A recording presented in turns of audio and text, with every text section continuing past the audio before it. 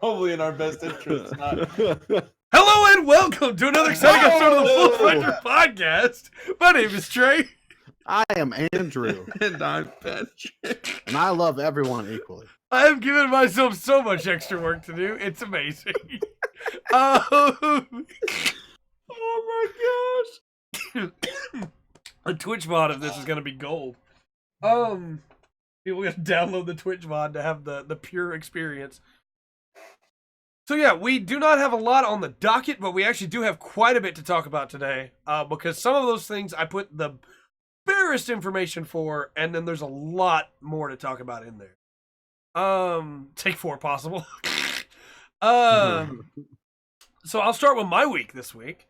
I finished Digimon Story Cyber Sleuth Hacker's Memory. That game was pretty good. How was that? The ending was not as impactful as the ending of the main game, like the first game. Mm-hmm. But it also couldn't be because this game was happening at the same time as the first game. So like, Gotcha. you're dealing with some big important stuff like monsters rampaging through Tokyo and stuff like that, and then all of a sudden you get told, "Hey, these characters that you know from the first game all went to go save the world. Can you deal with this other issue over here?" And it's like, yeah, this is the denouement. This is the moment of we can't interfere with them saving the world because we already did that. We already saved the world as them. That's happening right now. So instead, we now have to scale the threat down so that we have something we can deal with. And that's a little jarring, but at the same time, it was pretty good. I liked it. The game does something really cool. You guys aren't going to play it, right? Mm-mm. Andrew, are you going to play it? Okay. So when you beat the game, at the end of the game, I should clarify, it makes you save before you fight the final boss, and then you don't continue after that. Like, it reloads that save.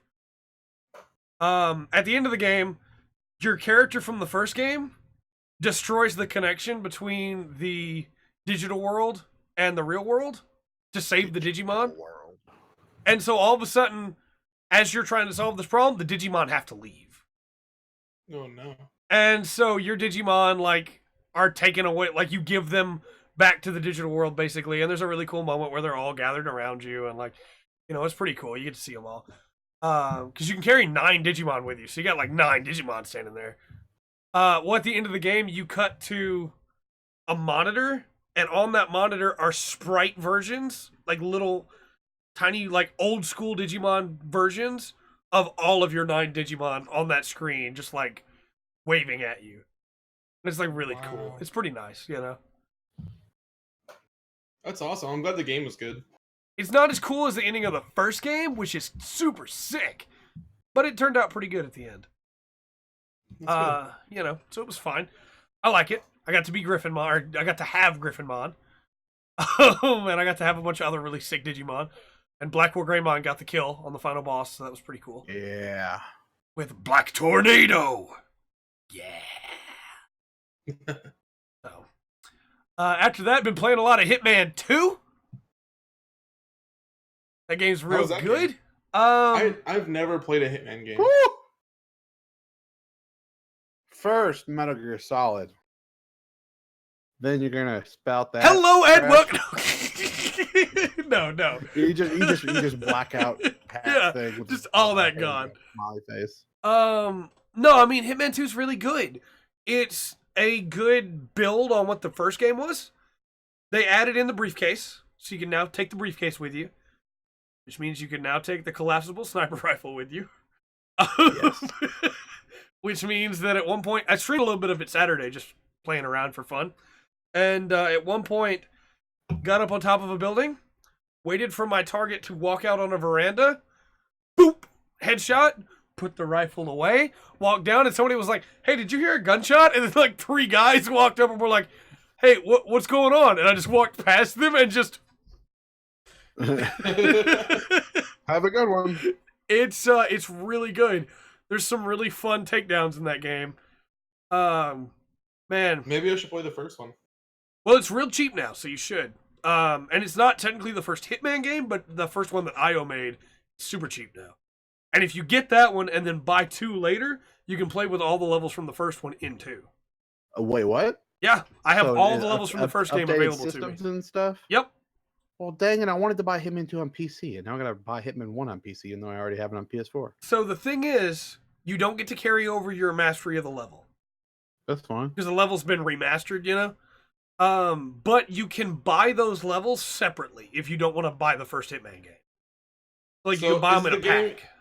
Is the game exactly what I think it would be? You're a Hitman. I'm trying to figure out how to word this. So every level you just have to take out somebody? Yeah, Every or level you multiple just- people. Every level, yeah.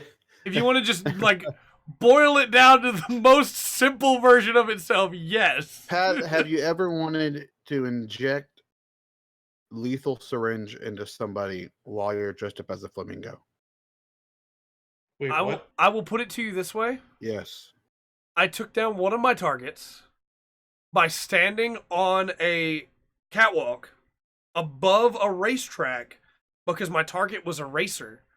And as she came around the track, I shot the front of her car with a sniper rifle, and it made her panic, and she went out of control and flipped and blew up the car. And like, okay, that's kind of cool, right? But Here we go. I took out one of my targets by hunting him down through the sewers, finding his ex-girlfriend, starting up a date between the two of them, Dude. poisoning the wine, accidentally poisoned her wine, not his. Totally worked out though. Because then, as they were like going out to stand on this cliff face and talk, I went around, I had a cane that had a bird head on the top with a beak, and I went, poof, and just threw the cane, hit him in the back of the head. He goes off the cliff, she freaks out, and I'm just till I get to some bushes and then just crouch into the bushes and escape. Did the poison kill her? Oh no, because like she didn't drink it. No. At one point, I walked up to this lady dressed as a tailor after I had already had to haggle a guy down to spend coins to buy material so I could go up to the lady and be like, I've got your material, ma'am. Here's your dress. Let me go measure you. I got her back to her room, strangled her with the measuring tape, hid her body in a box, got caught, ran up onto the roof, turned on the water system for this old abandoned train yard, ran, hid, ran some more, threw a knife at a guy, threw some scissors at a guy, ran some more, died, reloaded my save, didn't get caught, walked out like I was a champ. This game sounds like Grand Theft Auto, but with a purpose. It's real good. Let me tell you my final favorite kill. I'm gonna look up the price of this. And I messed up on Oh, it. it's I didn't get to do the thing I wanted to do. But let me tell you my final favorite kill here. I was dressed as a bodyguard. My goal was to get upstairs, to use a screwdriver, to poke a hole into a water fountain, and then turn on a surge protector as my target came through so he got electrocuted in the water on the floor. That was my goal. Couldn't find my screwdriver, so I had to go look for my screwdriver. Then there was a guy at the top of the stairs who knew the guy and was friends with the guy that I killed to take his uniform. So he would have recognized me as not his friend. So I took a pair of scissors, and I threw the scissors and stabbed him in the face with a pair of scissors so that he died. Then I went upstairs, and I poked a hole in the water, and this guy saw me doing it and was like, hey man, what are you doing? So then I stabbed him in the throat with a screwdriver, and then I tried to drag his body away, got caught, wound up being a big mess, reloaded, threw the scissors, went upstairs, grabbed the guy's gun, went in, got it right behind my target, threw the scissors again, because I picked them up, killed him, and then they were all like, oh no, and then ran, shot open a lock, ran up to a helicopter, flew away. So I'm confused as to which one of these is the first game. Hitman Did you 2 say Hitman? is the sequel. Hitman is the original. But there's also Hitman from like way back. There's 47, there's what, Silent Assassin, there's Bloodlines, Contract Bloodlines. Killer. Hitman Goaty Edition? That's probably that should be like That's Goaty probably the Edition for first like one. 2016. It was a beautiful Yeah. plan. It really was a beautiful. It really was, King. Dude, so Hitman 2. Yeah. I came on some knowledge today. Yeah. That the characters actually use the reflections in glass. Yep. So if you're trying to sneak up behind someone, they will see you. Yep. That to me, Many I more was attempts than like, two. Shh, King. Shh, don't tell. that to me by itself, I was like, oh, so I'm gonna purchase this game. Okay, so Yeah. it's a must-have. Yep. It's only $15 for the Game of the Year outfit bundle. The original one's real good, man. It's Or really I could pay good. $60 for the official Game of the Year edition. I have yet to like feel like any of the levels in this one are quite as good as like. Wait, well, What's the- hold on. What's Sapienza? the difference between the game and then the episodes? So Because the game itself is free. The but first game, the first game came out in episodes. yes, you can download the base version of the game for free, and then you have to buy the episodes, or you can buy them all in one pack. So there's only four episodes with a 5 bonus total, episode? but yeah. Oh no, there's 7 episodes. Yeah, because I bet that includes the tutorial level and stuff. The 2 tutorial levels. I will say, although I don't like any of these new maps as much as Sapienza so far, they're really good maps. They're huge with a lot to play around with. At one point, I found this colonel out in front of a pier, and there were dolphin statues all around him, and I hit him in the back of the head with a robot arm, and then I pulled him back and threw him into a mulcher, and took his uniform, and walked right back past the guy that I had just walked by, and he was like, "Hey, what's up, man?" And 47 just goes, "Hey." Wow. It's such a good game. I think I'll probably buy this game in episodes and just play it episode by episode. The first one's real good. The second one's even better. The stuff they've added is really good. I won't say the enemy AI is smarter, because they're definitely not smarter. When it comes to, like, now there is foliage you can hide in, like vegetation. Yeah. And you can walk right up to a guy and just go.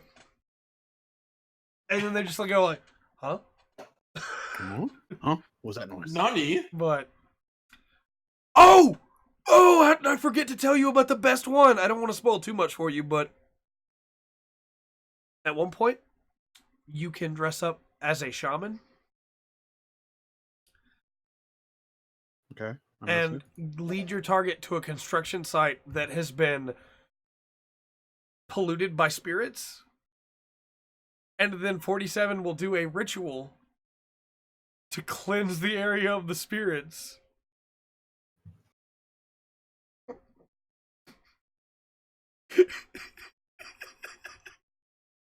It's a really good game. It's a really good game, guys. Although I do love Hitman.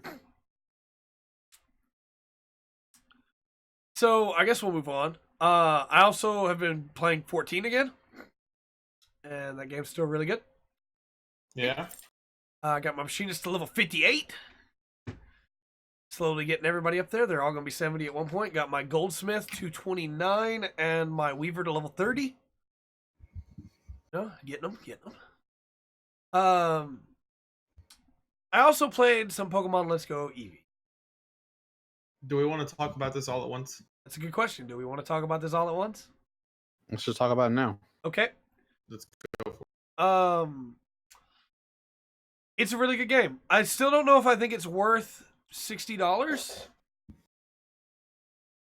Like, I think $40 would have been a much better price point for it.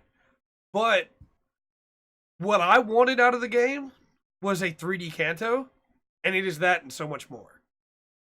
Go ahead. My only argument to that, because I'm not gonna sit here and be like, man, it should have been cheaper, because if it had been cheaper, I'd have been happy. Right. But I am gonna say that I do personally think it's worth $60 because of what they've changed to make it so much different from the original games that it's trying to basically like. I don't know that I like all the changes. Well, yeah, but just because you don't like it doesn't mean that it's not worth. Well, they made the game a whole lot easier. That's Yeah. true, But you have to remember too, for a lot of people, this is a new game because Right. a lot of people didn't play this game. Oh, I know. I'm So just trying to be devil's advocate here. No, I know, and I understand, and that's why I was trying to throw, I guess, my few points to combat that at it, because for some people this is a brand new game. Yeah. But I in no way do I want to say I would have been unhappy if it was $40 because Right. again, I mean, $20 is gas money. But Yeah. Yeah. I will say though. And, sorry, go ahead. well, I was just gonna say I'm really blessed that I have two great friends because I didn't have to pay for this game thanks to Andrew, did it, and not also me. would have been. Andrew Well, did the it. thing is, you also basically did it. Like, But you he would got have there done it if he first. hadn't. No, he didn't do it. He got there first. It's all that matters. No, I mean y'all helped me out. I mean that's just Yeah. what friends do. But we I got each other's really back. appreciate it. So now that I've got my only real negative out of the way, which is that it's so much easier because of the EXP gained when catching and the fact that you can't turn off EXP share. Those are my only real negatives. The remixed gym leader fights, where the gym leaders have different Pokemon and different moves than you would expect. The way the Pokemon follow you, Oh my gosh, yeah. the way What's that you wrong can with interact with. No, these are my positives. Oh, The way that you can interact with them. The music is amazing. Like, they did so good with remixing that music. Because they didn't change it enough that it's a different song, but they changed it enough where you're like, this is special. Yeah. The 3D environments of Kanto areas look really good. Mm-hmm. The 3D, like, a lot of those Pokemon are remade in 3D. Those are not... I thought they were all going to be the Pokemon Go assets. A lot of them are not. A lot of them are actually new assets, which is really cool. The battling system is still fine. I like it. It's still good. I'm not a huge fan of the catch mechanic, but whatever, you know? yeah. Make it simple, basically. Yeah. I think the ability to see Pokemon running around in the world, popping up out of the grass and running around is amazing. Yeah. That's such a good feature. The fact that NPCs, like, I skipped talking to a bunch of people in Viridian City, because when I talked to the people in Pallet, they said basically the same stuff. But after you get out of Pallet, people say different things. They're not the same NPCs for they sure. were. For sure. Did you guys get to Pewter City?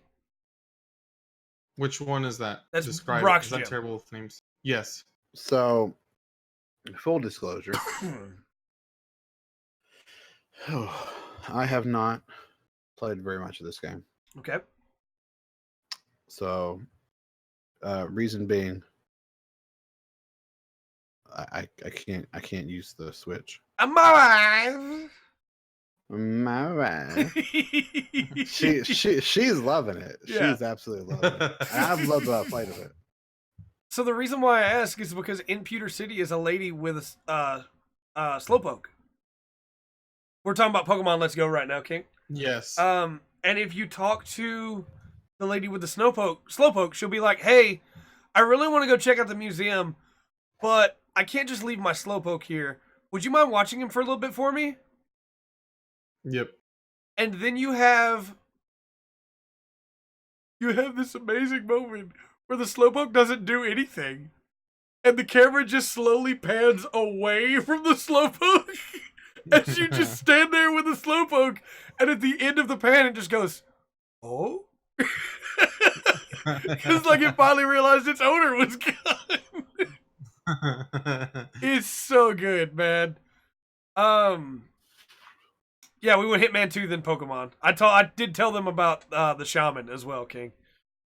You know what else is really cool about Pokemon Let's Go Eevee? What's that? That I caught a shiny Psyduck. Oh, I haven't got any shiny Pokemon yet. Man.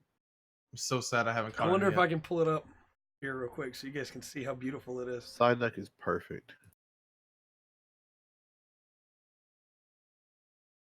I have not caught a single shiny Dude. Pokemon yet. That looks dope. Yep. We were running around trying to get an Abra in front of Vermilion City, and all of a sudden the blue head popped up, and I was like, "That's a shiny!"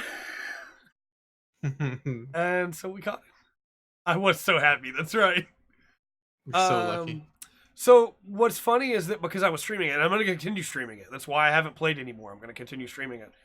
We're naming all of our Pokemon after Gundam characters, and I'm letting the chat help name them. We had already caught one Psyduck, and we were going to use it, and I had named him Clotho, which is one of the cyber new types from Gundam Seed, because Psyduck is like psychic. I did panic trying to catch it. I thought it was going to get away. I was so scared. Well, when we caught the shiny one, I realized there's another cyber new type in Seed, and his name is Shani. So now we have Shani in the team, the shiny Psyduck. I was super happy. No, I really love that game, though. It's really good. Have you guys seen a lot of, well, obviously, Andrew, you haven't played too much of it, but have you seen a lot of rare Pokemon popping up, too? I had a Mr. Mime just pop up outside Vermilion City. Yeah, Courtney has a Mr. Mime. Hey, Pat, you don't get to talk, Mr. Crit for me, and then they just crit on demand, Mr. Lucky FE for life. Well, I want my luck to transfer to Pokemon. Oh, dude, that reminds me, the whole crit. Remember D&D, Trey? Yeah. Like 10 crits in a row. Yep. Some people are just lucky. That's a crit. And you roll it, and it's a crit. Yep. Almost every time. Some people are just lucky. Oh, perfectamundo. Also, just want to point out, do not waste your time with a Magikarp. Why? I bought that Magikarp from that guy for 500 Pokédollars. I drug it all the way through Mount Moon. It gains experience extremely slowly. Even with the EXP share on and sending it out in battle, it gets the XP so slowly, it can't follow you when it evolves into a Gyarados. So Surf. Yeah. Until you know Surf? Yeah. It's so funny that this little, Magikarp is flopping around behind you, and I was like, well, we gotta level it, because I want to see how huge Gyarados is. Speaking of huge, though, Onix! Yes. Onix is huge! I got an Onix. She got an Onix already? I want an Onix. Dude, yeah, I don't see what the deal is. Because Pat was saying earlier when me and him were playing a game, but when it was loading up, he was playing Pokemon Let's Go, and he's like, oh, sweet, a Charmander. And I was like, you don't have a Charmander? And no, I was like, Courtney has a Charmander. Yeah, I also have a Charmander. I've caught 2 now. And a Bulbasaur. Courtney's got it all, okay? My first Pokemon that I encountered was Bulbasaur, and I was like, it's meant to be. You caught a Bulbasaur super early? Yeah. Wow. Sar Binks, baby. I guess so. All right.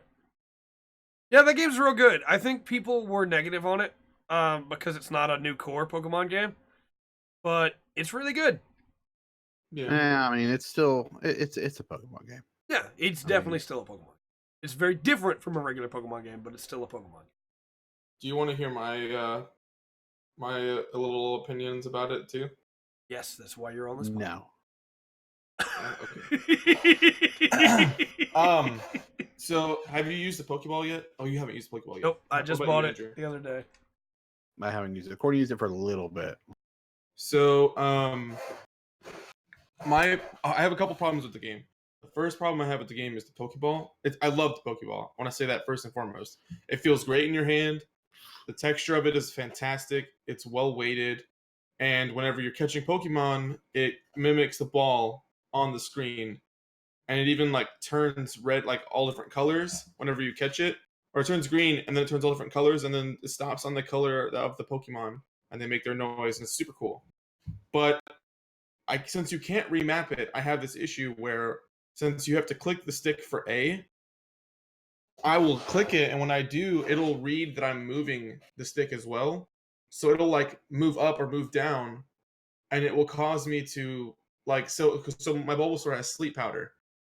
It's made me accidentally select sleep powder even whenever they're asleep. So should have gone with Stun Spore. You made a bad mistake. I don't have Stun Spore. Problem. That's why Bellsprout will always be better than Bulbasaur because it learns Stun Spore. No, Bellsprout sucks. Bellsprout does though. No, you guys have not seen my Weeping Bell that I have in Pokemon Let's Go Eevee. Sanchez is amazing. I named him after Aliel Sanchez, Andrew. Because he's Never gonna mind, be a he's victory pretty bell. cool. I like him. It's my favorite. He literally soloed like Brock. My Ivysaur has, was it poison powder, sleep powder? Was it poison something? I can't remember the names. Yeah, it's be poison powder, sleep powder, stun spore. Yeah, so it has those two. I mean, I haven't had a chance to learn Sunpore. It hasn't prompted it. Bellsprout is amazing. How dare Andrew and Pat? Bellsprout blows. Also, by the way, when Bellsprout's out of his Pokeball, he's just like this, running around. Yeah, you know why he does that?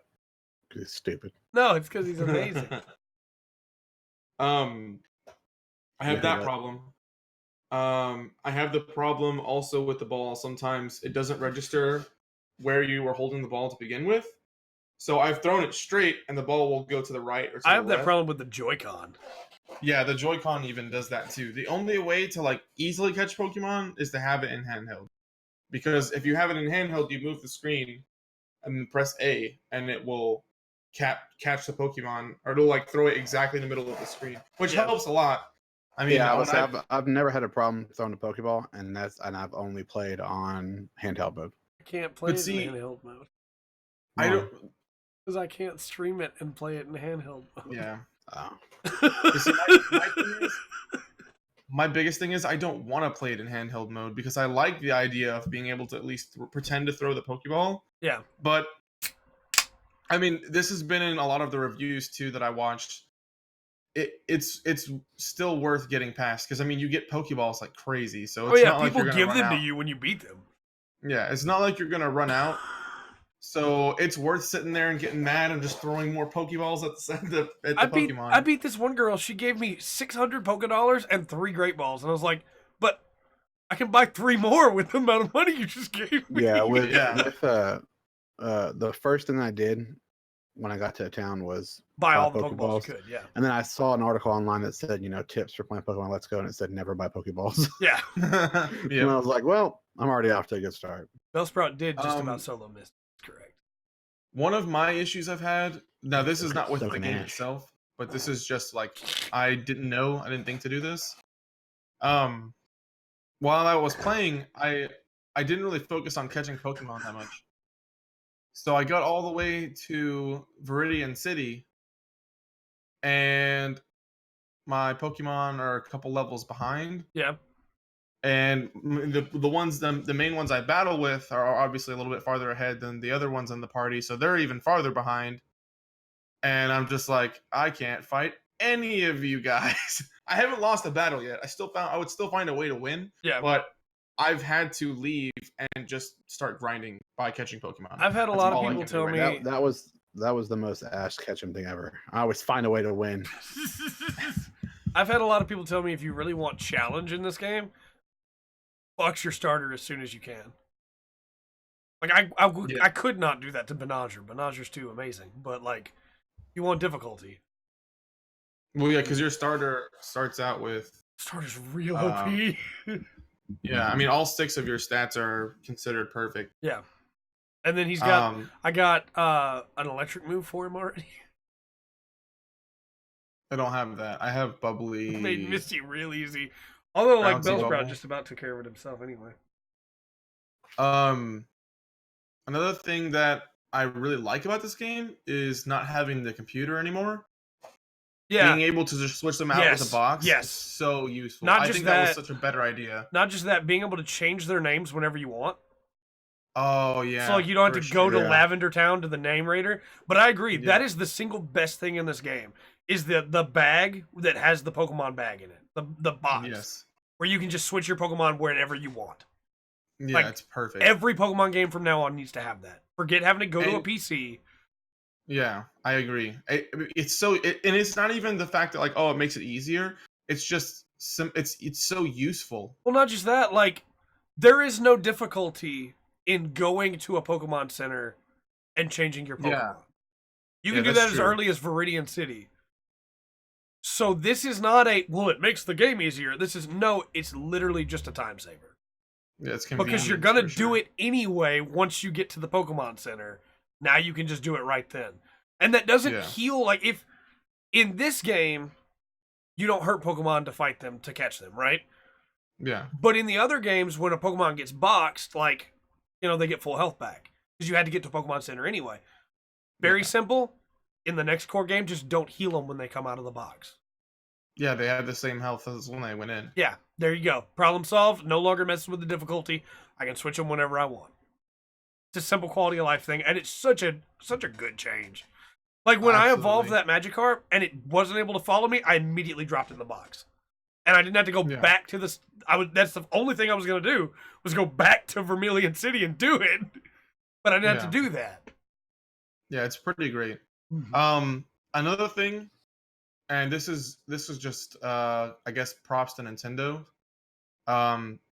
It's perfect on the Switch. It's so perfect to me because so for example, I drove to go pick up Bree earlier, my girlfriend, and she's at work, and I got there early. And I brought my Switch because I knew I was probably going to be there a little early. Popped my Switch up on the dash of the car and played in the car, and it was just as like fluid and nice and fun as if I was at home in bed playing on my TV. I bet it is really good. Yeah, it is. Handheld mode is the whole reason to have a Switch. I mean, I didn't play it in handheld mode. I propped it up, and I was still using the. Sorry. No, I can't take it away from the dock though and play it, Pat. Yeah. I need the dock. But the game is really good. I'm mad at myself because now I have to grind. But did y'all know about the combo thing? Yeah. No, not until you told me about it earlier. Yeah, you can catch shinies a lot easier. Really, but you have to catch like 30 of the same Pokemon. Sometimes more than that, because it's the percentage rate. It's called the Matsuda method. It's been in Pokemon for a while, but it's only been in like the newer Pokemon games. So what it is with the Matsuda method, you have a 1 in 4,096 chance to find a shiny. Yeah, which means I had a very, very low percentage to find that Psyduck. When you catch 10 of the same Pokemon, that chance goes up to 2 out of 4,096. Which is still not great, but it's better than 1. And then the more you catch up to a cap of 70, the higher that chance becomes. After 70, it's just. Yeah. From what the video that I saw, it said after 30, it caps. But I didn't know if they were right or not. They said after like I think they said after 30 because it's 1 to 5 and then 5 to 10 and then 10 to 20, 20 to 30, something like that. Mm-hmm. I don't know though. You have to catch a lot of and the thing is, if you break the combo, you have to start all over. Yep. The good news is you can trade those Pokemon in for candies that make your Pokemon stronger. See, I didn't know that was a thing. So do you transfer them to Professor Oak? Is that what that? Okay. So I need to do that to... Just send all that trash Pidgeys you don't want for that shiny Pidgey.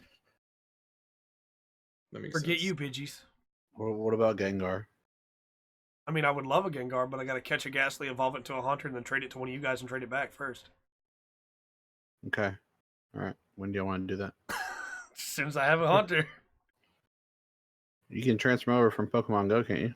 Yeah, I think actually you can. I bet I do have a Haunter on there. I can just do that. I think it's weird because you have to go to Fuchsia City first. My understanding, you have to transfer it over, and then you have to catch it again. Yeah. And you do that in Fuchsia City, and I haven't got to Fuchsia yet. Yeah. I haven't gotten there either. I mean, that's gonna make the game so interesting once you can transfer Pokemon. Because I have Lugia. You can't bring in anything that's not the original 151. I know. That would have been so good. I know. I want to bring in my Flygon, but I can't. I want to fly on my Flygon. Should we move on from Pokemon Let's Go? We do still have quite a few things to talk about. My only issue so far is the transition from walking to running. Yeah. Is very abrupt. Have you tried to do it while you're in the grass? Probably. If you stutter walk in the tall grass, the screen shakes because it's supposed to be like the idea of him pushing the tall grass out of the way. So it shakes anyways. Yeah, it's true. It's the whole world is like it's jarring where it stops. Go like it like it just skips a couple frames or something. Yeah. And when Probably I'm just used an to playing, optimization issue. when I'm used to playing games in like 100 plus FPS, Yeah. it bugs the crap out of me. Now, if I play for more than like 30 minutes, You'd stop noticing it. I just kind of get used to it. Yeah.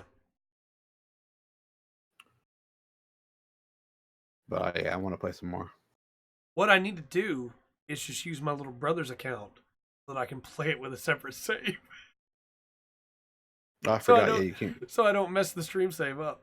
Because there's only one save file. Do. That's what I need. That's definitely what you should do. Who's next for weeks? Well, another game came out last week. Andrew, why don't you do yours and then I'll finish my week after that. Spyro. Yeah. The Reignited trilogy. Yeah. Hey guys. Hey guys. Yeah. It's really good. Is it? There you go. That's the end of it. No, I'm actually surprised how much I actually remembered of the Spyro games. Yeah. Like I'll hit levels where I'm like, okay, yeah, go here, jump here, because there's gonna be a secret around here. Okay, then you do this. You want to jump off of this. You want to do this. It's a ton of fun. I mean, it's Spyro basically. Yeah. I have noticed, and I don't know if I don't know if it was in the original game. I don't know what the deal is, but sometimes when I transition into a world, you know how he does, like, you go into the portal and he does like the flying loading screen. Yeah. Sometimes it's like really jumpy and glitchy and laggy, like it's having trouble loading the level. Right. And it just seeing it on a AAA game this day and age is just really weird. Yeah, that's a strange thing to happen. Yeah, and I've never had it happen during gameplay. So it's never like messed me up. It's just when I'm loading a level, and it's only sometimes. Sometimes it'll just really kind of stutter, and because you can move him around while you're flying, I try to move him around, and like it just, I don't know. It's really weird. It's gross. But each game has another optimization bug. Each game has a platinum, its own platinum. Of course. So I'm probably gonna be doing that this year. And that this weekend I bought a game that I've been wanting to get all year since it officially released back in January. Yeah. Subnautica. Yeah. Open world survival game. Basically, you crash land on this water planet. Yeah. Now, guys, I got one serious fear in life, and that's open water. Yeah, that's fair. And I knew that going into this game. I knew what this game was. That's kind of why I was excited for it, because it doubles as a horror game for me. So I crash land in the little pod, look around, and I climbed a ladder to the top to get atop the pod. Yeah. Just check it out. And I see my ship directly, the ginormous crash landed ship off in the distance. Yeah. And then I do a 360 turn, and there's nothing. And I knew it. I don't know what I expected, but my stomach dropped, and my knees got kind of weak, and I was like, there's nothing there. And even I'll find myself, if I go into some of these caves and stuff, I start getting kind of freaked out. Yeah. But I mean, it is truly. I mean, you gotta eat and drink water, but it's like super. I mean, you could just hang out by your pod, your escape pod, and just catch a bunch of fish. Yeah. Eat it. So that's not really a problem. But it is great because it literally is just open. Go here and explore this. Oh, now you found this cave off in the middle of nowhere. Oh, now this cave leads into this. Oh, well, now you found this. And you found that. And there are one of the main goals at the get-go is you're going to want to get a repair tool. Yeah. To repair the few things in your escape pod. Yeah. And one of them is a radio. And every now and then you can get the radio because your ginormous ship crash land. So it's not just you on there. Yeah. There's somebody somewhere. Other people are there. And so sometimes I think it has to do with if you let's say you go 100 meters below the surface. I think there's milestones where it unlocks with the next radio call. But it'll call me, oh hey, we're crash landed over here, and you go there, and it's crazy to see another pod. Yeah. and you can see where something tore it open, and there's like a cave next to it. Yeah. And you pick up a PDA out of their out of their pod. It's like, yeah, you know, I keep hearing this noise at night, you know, blah blah blah. And so it's really atmospheric. The noises. When you start getting to the dark area of the ocean, Yeah. you start hearing stuff, clicks Okay. and stuff like that. I got destroyed by a leviathan. It's not like a leviathan you're thinking of. Oh. It I don't know if it was called leviathan actually, but it's like this. I hear this like click click kind of click noise. I'm like, what's going on? I look around, I can't see anything, and then I hear this kind of like grumble, like just deep, like, Yeah. what's going on? I look around, and as I turn and see it, I see it locks onto me and it charges me. And as it charges me, it just does this high pitch, just screech. Oh, nice. And it one hit killed me. I mean, it killed me immediately. Which Leviathan did you think I was thinking of? What do you mean? Like, which Leviathan did you think I thought it was? The mythological one? I don't know. No! Atlantis, the Lost Empire. I don't know what that is. You've never seen Atlantis? No. The Disney movie? No. It's actually like legitimately amazing movie. Like it's got some really good character development, it's got some really good humor, written really well, and there's a giant mechanical beast at the bottom of the ocean called Leviathan. Oh, there's a mechanical beast? Yeah. Oh, that's like this one. Just kidding, it's not. Man, I was about to say I'm in. I hit a point. I like this, but I didn't like that movie. I didn't watch it because it wasn't worth watching, so I guess I don't like it either. Why didn't you like it? It didn't do anything for me. You didn't like Milo as a main character? I mean, I watched it when I was 6. You need to rewatch it because it's real good. It was the most uninteresting movie Then you weren't paying attention. Did you like Lilo and Stitch? A little bit, yeah. It's pretty Little good. bit? Little bit? Stupid. You know what I watched? I forgot. You like The Last Jedi. That's right. I forgot. I watched Fievel Goes West whenever. Fievel Goes West is a great movie. Yeah, it's probably one of the best movies I've ever seen. Atlantis is better than Fievel Goes West. You did see Lilo and Stitch, which is a great movie. I've seen both of them. Yeah. How do you feel about The Lion King? I don't think it's as good as everyone says it is. I think it's really good, but I don't think that it's like the best Disney movie. I think there's better Disney movies. What's the best one? What's the best one, champ?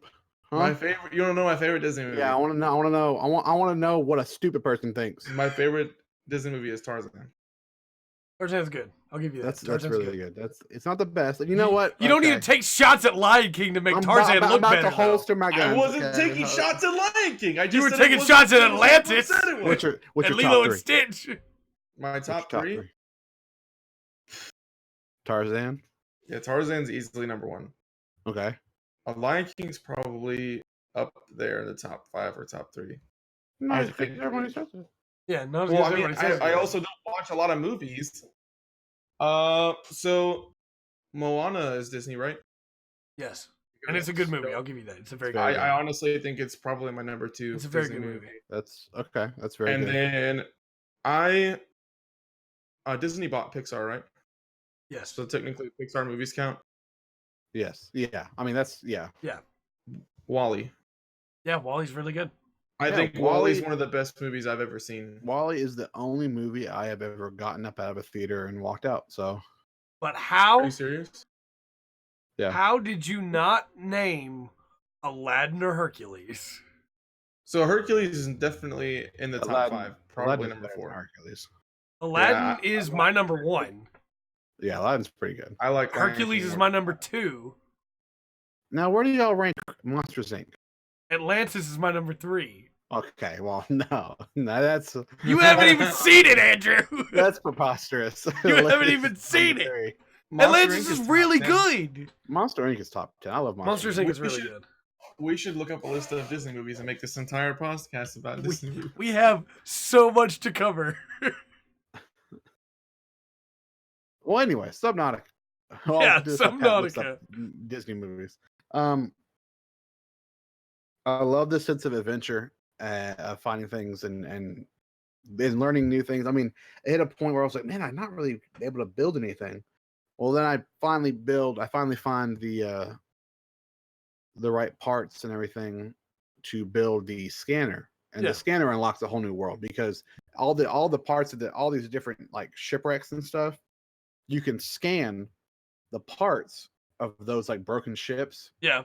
And it'll give you a piece of like, oh hey, if you find 2 more pieces, if you're 33% done, if you find 2 more pieces, you'll have enough knowledge to be able to actually build that. Okay. So like I'm able to build now. I can't fully build it yet, but I know how to build a sea moth, which is like from my understanding, a completely contained vessel that you can drive around in, but you're also protected. It's like a movable escape pod. Yeah. But I don't know how to build the mobile vehicle bay yet. I got you. So I have to learn how to build that. And apparently you can go full on like base building. Eventually, you can actually build like an underwater base and stuff. I'm loving it. I was loving it this weekend. Absolutely in love. That's what I spent most other than doing my normal Call of Duty, Destiny, all that kind of stuff. That's what I spent my most time with. One last thing. I love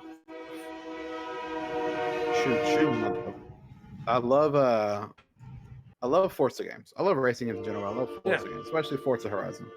I bought Forza Horizon 3 and didn't play a lot of it because I don't play my Xbox One. Yeah. I was anticipating playing the PC because you buy it on Xbox, you get the PC version. Yeah. But it was just terribly, terribly optimized. Oh, that's no good. And so and my card at the time wasn't up to snuff anyways. Yeah. It wasn't the best of the best. Well, now my card is the best of the best. Yeah. So and Forza Horizon 4 is better optimized. I go in there, maxed out. Everything's maxed out. The lowest I get is 80 FPS. Nice. That's the lowest. It's so beautiful. Yeah. It's so amazing. I love it, I can man. actually sit at my desk and just play it. So I play it because I played the demo and it just, I'm buying the game. When I'm not recording or streaming, man, everything's so beautiful and so wonderful. I'm thinking of signing up for the $1 Game Pass this month just so I can play that game now because Yeah, I love Forza. I don't blame you. But there's nothing else on Game Pass I want to play. Well, before we let Pat do his thing that he smiled about that he's got over there with Disney movies, I just want to call out a comment. Let's from do chat. the rest of the podcast. I want to call out from chat.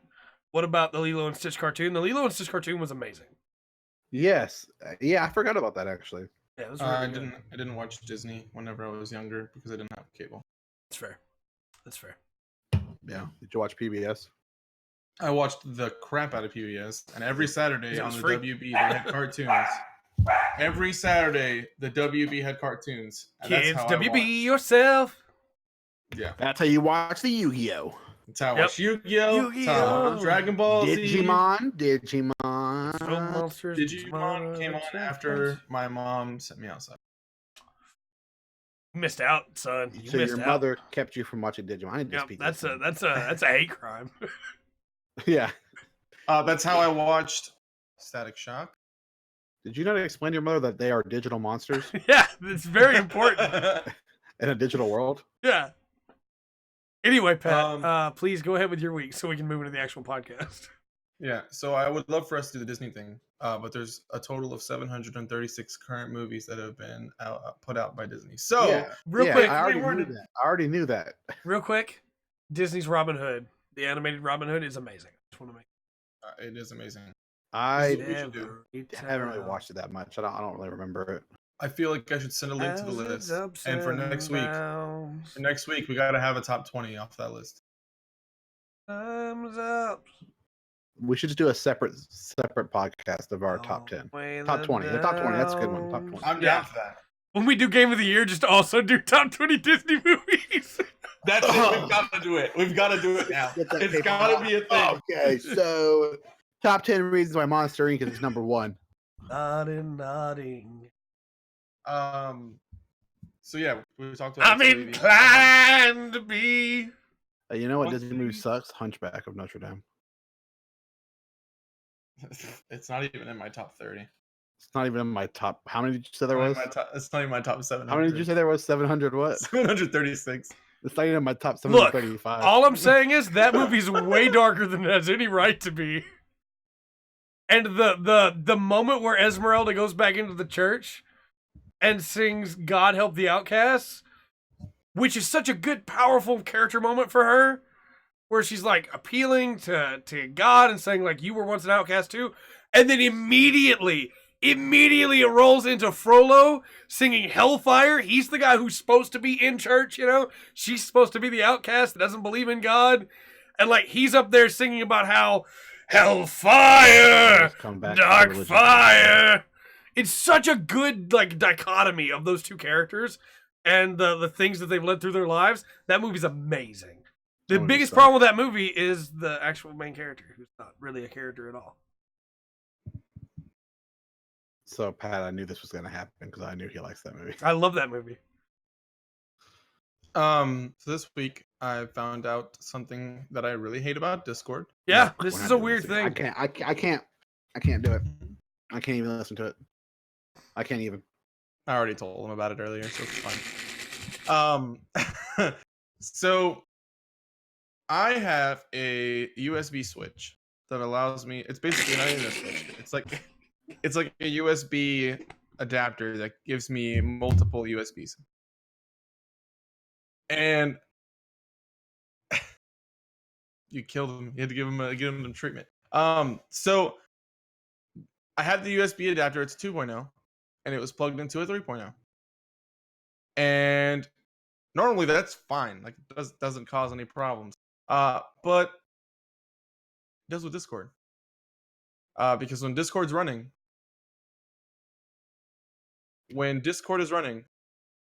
and I have that plugged into a 3.0, it stops my keyboard from working and or stops my mouse from working.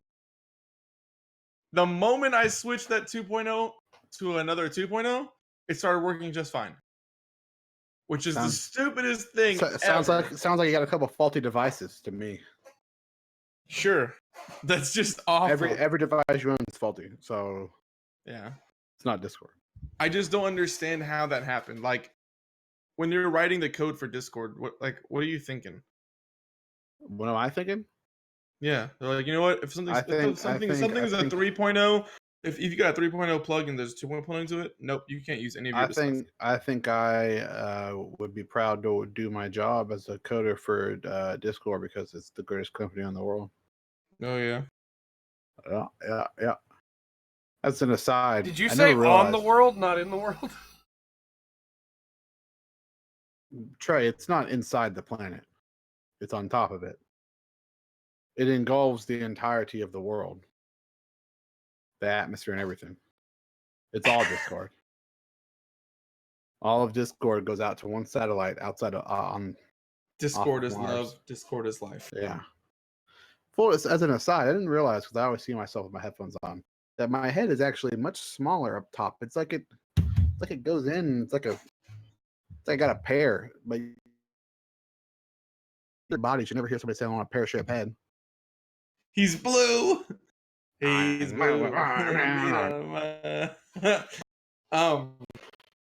Yeah. So that was I had to finally with Trey's help we found the issue with Discord, which was nice. Now that I can use Discord. Then we played Fire Emblem 7. We knocked out like 3 hours of that game today. And that game is ridiculously good. I feel like if you haven't played it, you should. I'm not gonna play it. I feel like you should though. I feel like it's really worth it in my opinion. There's such a great story. There's such great stuff going on. Like it's alternatively, you could just watch the playthrough. You could and get the whole story and enjoy all of our voice acting.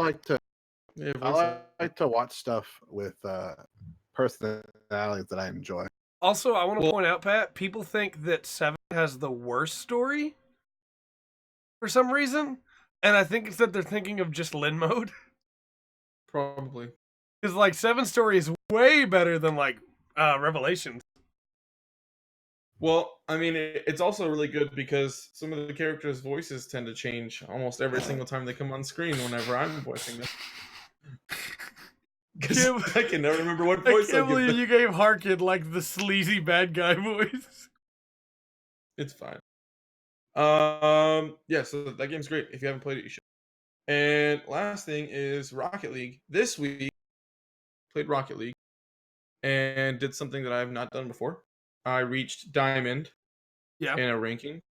So Congratulations. I am Diamond here. I am Diamond 2 in Rumble, which is probably one of the funnest game modes in that game because you get items like a giant punching glove to punch the ball and like spikes you can stick the ball and like it's stuck to you. There's a magnet. There's Lost a the bunch of view of cool the different- sport. Back in my day, we played this sport with no tires on our cars. I like playing both like the fun game modes and the basic regular game modes. Yeah.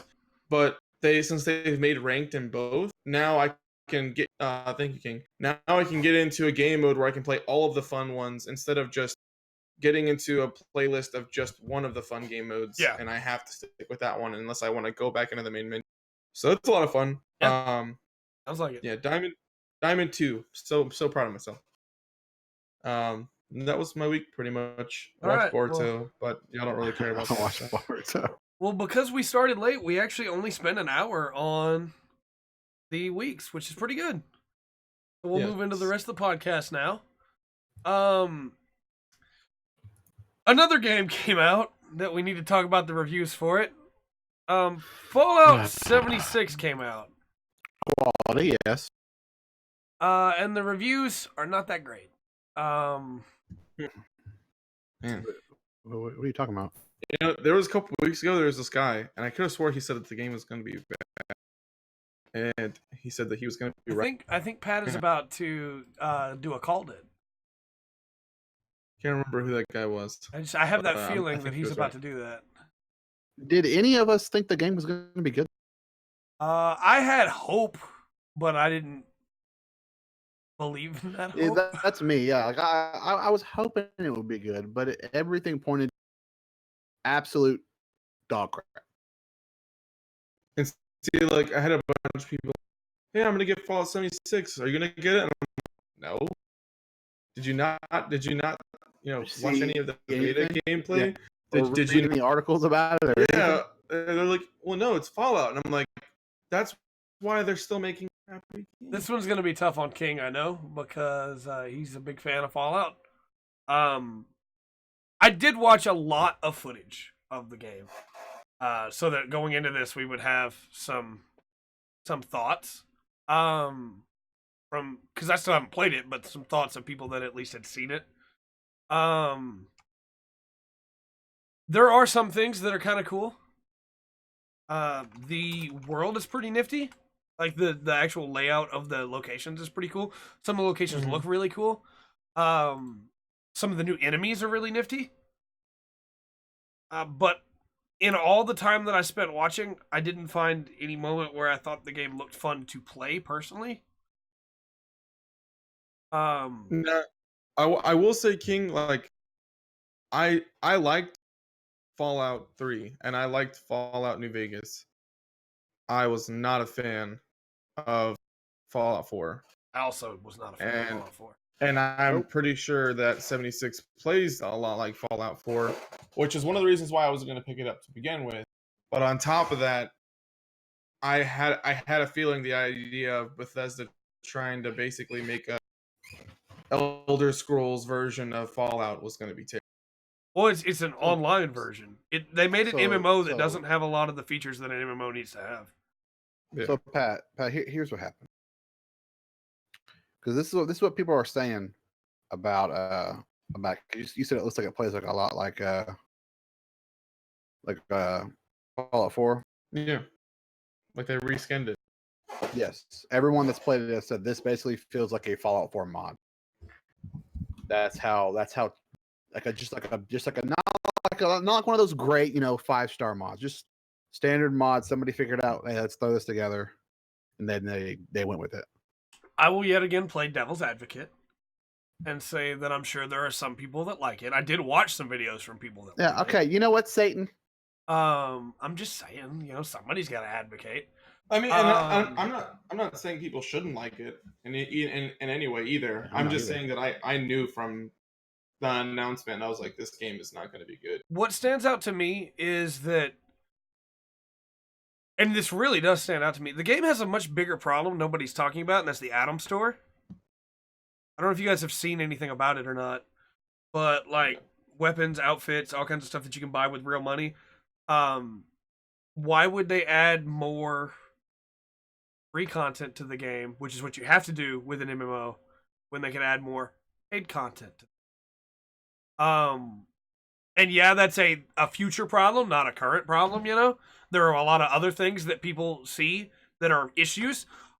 Gonna be honest, a lot of those issues will probably be fixed by next year. Not all of them, but a lot of them. Because that's how Bethesda does. They release a game, no actual weapons, just skins. Okay, sorry. Clarification. Because Bethesda very often will release a game and then fix it later and act like it's always worked perfectly. How dare you? But what's really telling to me is that there is not any higher ratings on OpenCritic than a 7. Yeah. I thought you were going to say 76, and I would have laughed. And like PlayStation Universe is the 70, and they say Fallout 76 is a blast to play. It's easily my favorite Fallout title to date. Fallout 76 has its fair share of problems, but they don't make the game unplayable. Fallout 76 isn't for everyone, but for those who stick with it, we'll definitely find what it has to offer. I'm going to just give them the benefit of the doubt and say that they probably didn't interact any bugs. Like, they probably didn't encounter any bugs. That happens. Wasn't there that issue where if you look down, you can just run infinitely fast? Yes. Mm-hmm. Is that still a thing? I do not know. I do not know if there was a big patch. I don't know if that patch fixed it or not. Yeah, twice the size of the game. Yeah, that patch. I think the biggest issue with Fallout 76 though is it was too ambitious. They tried to do too much. No. This is devil advocate, Trey. No. I'm doing my best to give a perspective that is not real outright negative. I'm gonna give you what the real Trey is. I've already said my actual thoughts, not advocating. Right. They didn't try their best. They knew what they were doing. Let's push out a multiplayer Fallout. Let's hop on. Money. Yeah, let's try to make money off of this. And they probably did. That's the problem. Oh yeah, I'm sure they did. I really don't like the way PvP works in this either. I know I watched a lot of videos. I watched probably like 7 hours worth of videos of people playing this game. I get there are people that don't have a problem with the way the PvP works. I hate the way the PvP works. If you guys aren't aware, to initiate PvP, you shoot somebody, and then they have to shoot you back, and then it begins PvP. So, like, for instance, if you see somebody out and you shoot them with your sniper, they have to walk either all the way up to you and initiate a fight, in which case they have time to put on their power armor before they attack you, or you have a sniper fight. But it's like they wanted to do an MMO, and that's why I say too ambitious, because they wanted to do an MMO and also didn't want to do an MMO. Where, like, instead of having PvP zones, they were like, well, we need world PvP, but they didn't put any systems to make that world PvP more streamlined, to make it easier on people. And that makes it really easy for people to ignore PvP if they don't want to do it, which is great, but, like, if you're not doing PvP, then you're doing PvE, and it's not perfect either. No.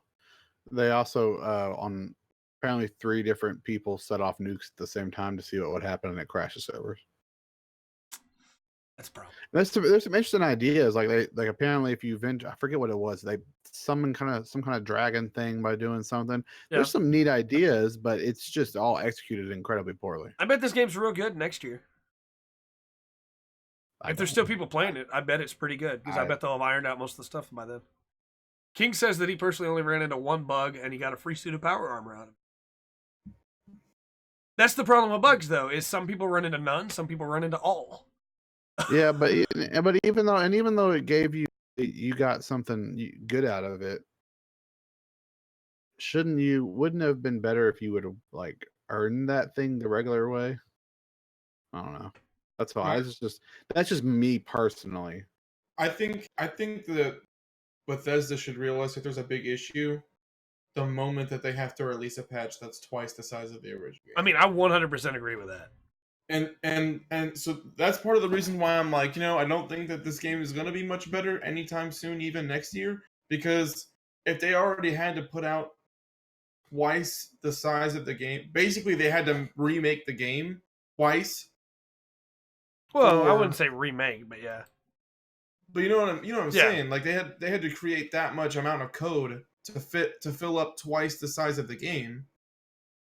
I mean, I don't know, man. I want it to be good because I wanted something better than Fallout 4. Yeah, But I had a feeling the moment that they said, it was basically going to be like an MMO. I was like, nope. Let me give one more. It's not it, Chief. Let me give one more advocate. My thing is they could have probably done something like an actual MMO with it, because Elder Scrolls Online, I think is actually a really good game. I mean, yeah, it absolutely. I want to play it. I haven't really played it, and I play want 14 to to play say because it's better. There are things I like. See, that's the thing. There are things that I really like about Elder Scrolls Online. Yeah. I mean, it's just like anything. It's like Guild Wars 2 is not as big, but that's probably my favorite MMO right now. Yeah. They'll do their own thing. Yeah, absolutely. But like Elder Scrolls Online is a legitimately good game that has already done its like second full expansion pack.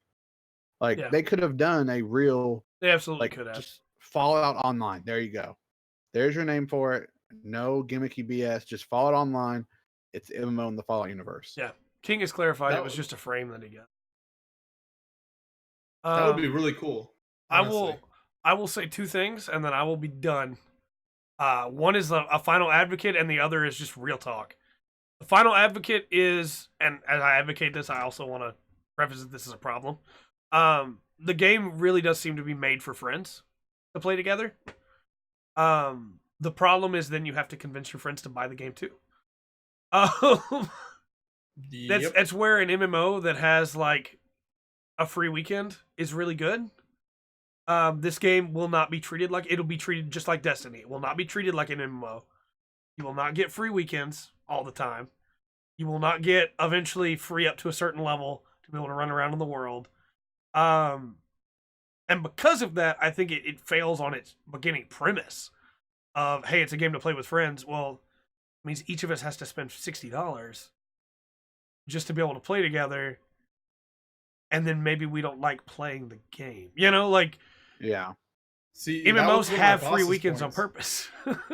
One of my bosses was like, I think people are just upset because they're trying to play the game by themselves and it's really meant to be played with other people. And I'm like, no, that's not the problem. The problem is the bugs, and the problem is where the game's at, not the fact that they're playing by themselves. Well, and there is a problem not with the people, but with the fact that Fallout has always been a single player experience, single player story focused experience, and then they release the game without any NPCs. Yeah.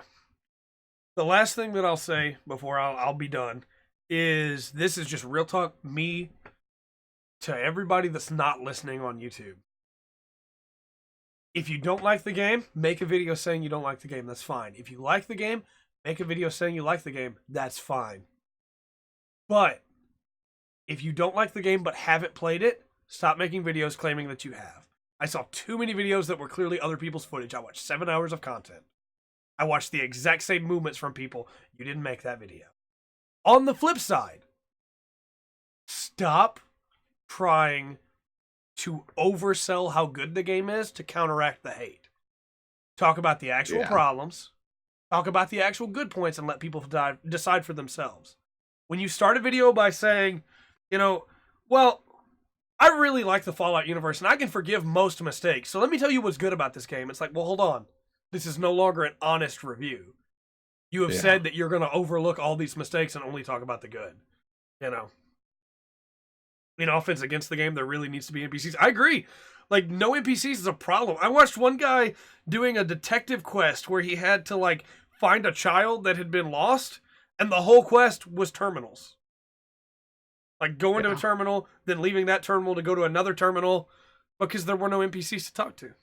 Anyway, that's my 2 cents. I'm done. You can like the game, even with all the problems it has, that's fine, but don't tell people it's perfect when it's not. I saw too many videos that were like, this game's just good, and people just hate things now. It's like, no, recognize the problems. It's okay. You can like things that are bad. It's okay. Yeah, I wonder. I like this, and it's bad. I wonder if there's been any. No, hold on. Scholar of the First Sin is a bad version of Dark Souls 2. It is not bad. It is subpar. No, Dark Souls 2 is good. Scholar is bad. No, it's not. That's the thing. It's not really bad. This is a bad game. I don't know, man. Scholar has some real scummy things in it. But at least it's mechanically sound. That's what I'm saying. It's true. It's got a good it's got a good Dark Souls foundation. Yeah. And then it's just screwed up. Yeah. They messed it up. But yeah, I was gonna go off what Pat said, but I forget what Pat said. I'm sorry. Well, I was talking about how people were saying, like, you know, the game's only the single multiplayer. Yeah, it's made to play with other people, and that's the problem. Is people are trying to play it alone. Yeah, the point that I was really making was that, like, just because people are playing it by themselves doesn't mean they can't see a problem. That's what I tried telling my boss. I was like, you know, just because you're going to be playing it with other people and you might have fun doesn't mean it's a good game because you're having fun. You can have fun playing a bad game. Yeah. Also, this game's trying to compete with Daisy and Rust about, what, 8 years too late? Yeah. Well, and like I said, I was going to stop talking about it. I'll take that MMO argument of you're trying to play it alone. It's made to be played with friends. I spent the first 45 hours of Final Fantasy XIV playing completely by myself, and I loved it. You can play MMOs alone. It's okay. You can team up with randoms that you don't know to do things. It's okay. The game should still be satisfying alone because it's a video game. You know, at that point, you're just making an excuse for people not liking a game that you want to like before. Because he was saying this before he'd even played it. Yeah. He didn't even play the beta, and I was like, you know, you're basically making an excuse. Any game can be fun with friends. That's exactly right. Yeah, you're enjoying the time with those people. You're not enjoying the game. Yeah. There's a big difference. But I've said my piece now. We should probably just move on. We'll be here for. Andrew, did you remember your point? No, that's fine. Okay. Well, with that said, we will move on to I'm sorry. You are super robotic. Yeah, you are super bad. It's because I pulled up this list. It'll clear in a second. Oh, okay. You just did. Okay.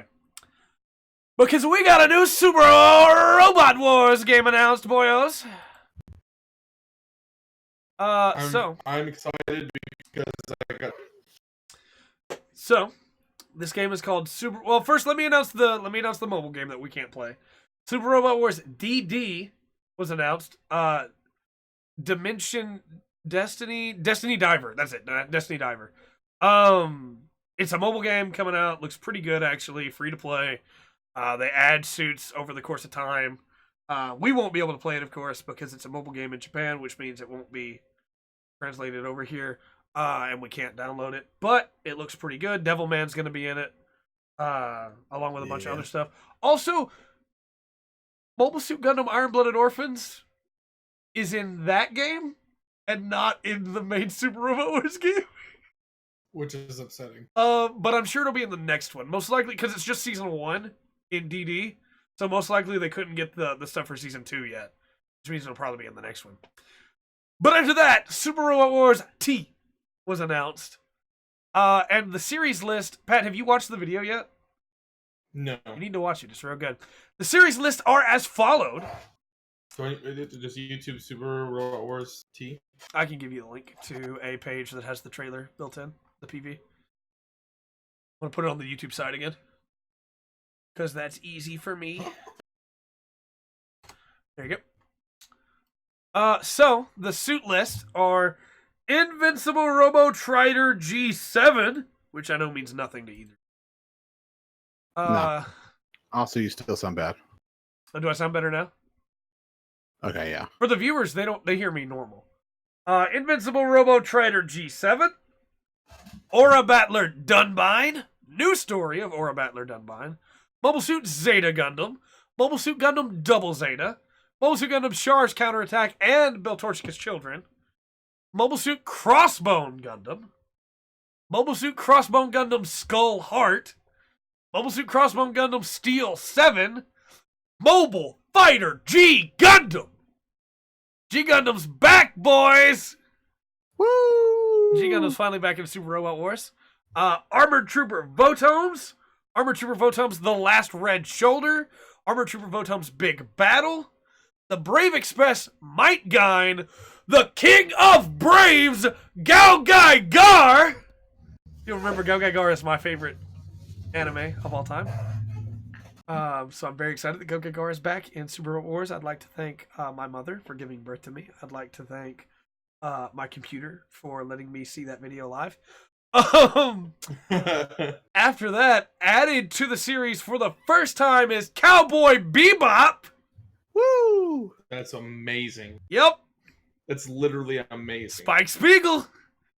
Following that, returning to the series is Gunbuster. Yeah! Gunbuster's real good.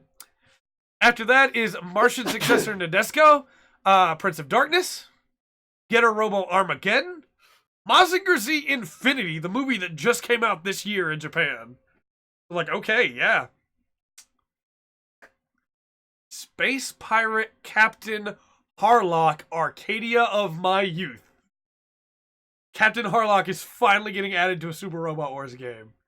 Never been in one before. Magic Knight Ray Earth is finally being added. People have been asking for that for years. Rakuin Tsuyo, Expelled from Paradise. I don't know what that is. It's new to the series. And then Gunsword, which is a really, really good anime, is finally making it to a return to Super Robot Wars. It's been a while. But that's back. It's back. So many series, man. It'll also be coming to the Switch. Nice. Now we're talking. So that's pretty cool. That wasn't happening to Super Robot Wars before. But yeah, I'm very much excited. The game looks really good. A lot of the art assets are brand new. Gao Gai Gar looks amazing. Might Gine has new attacks.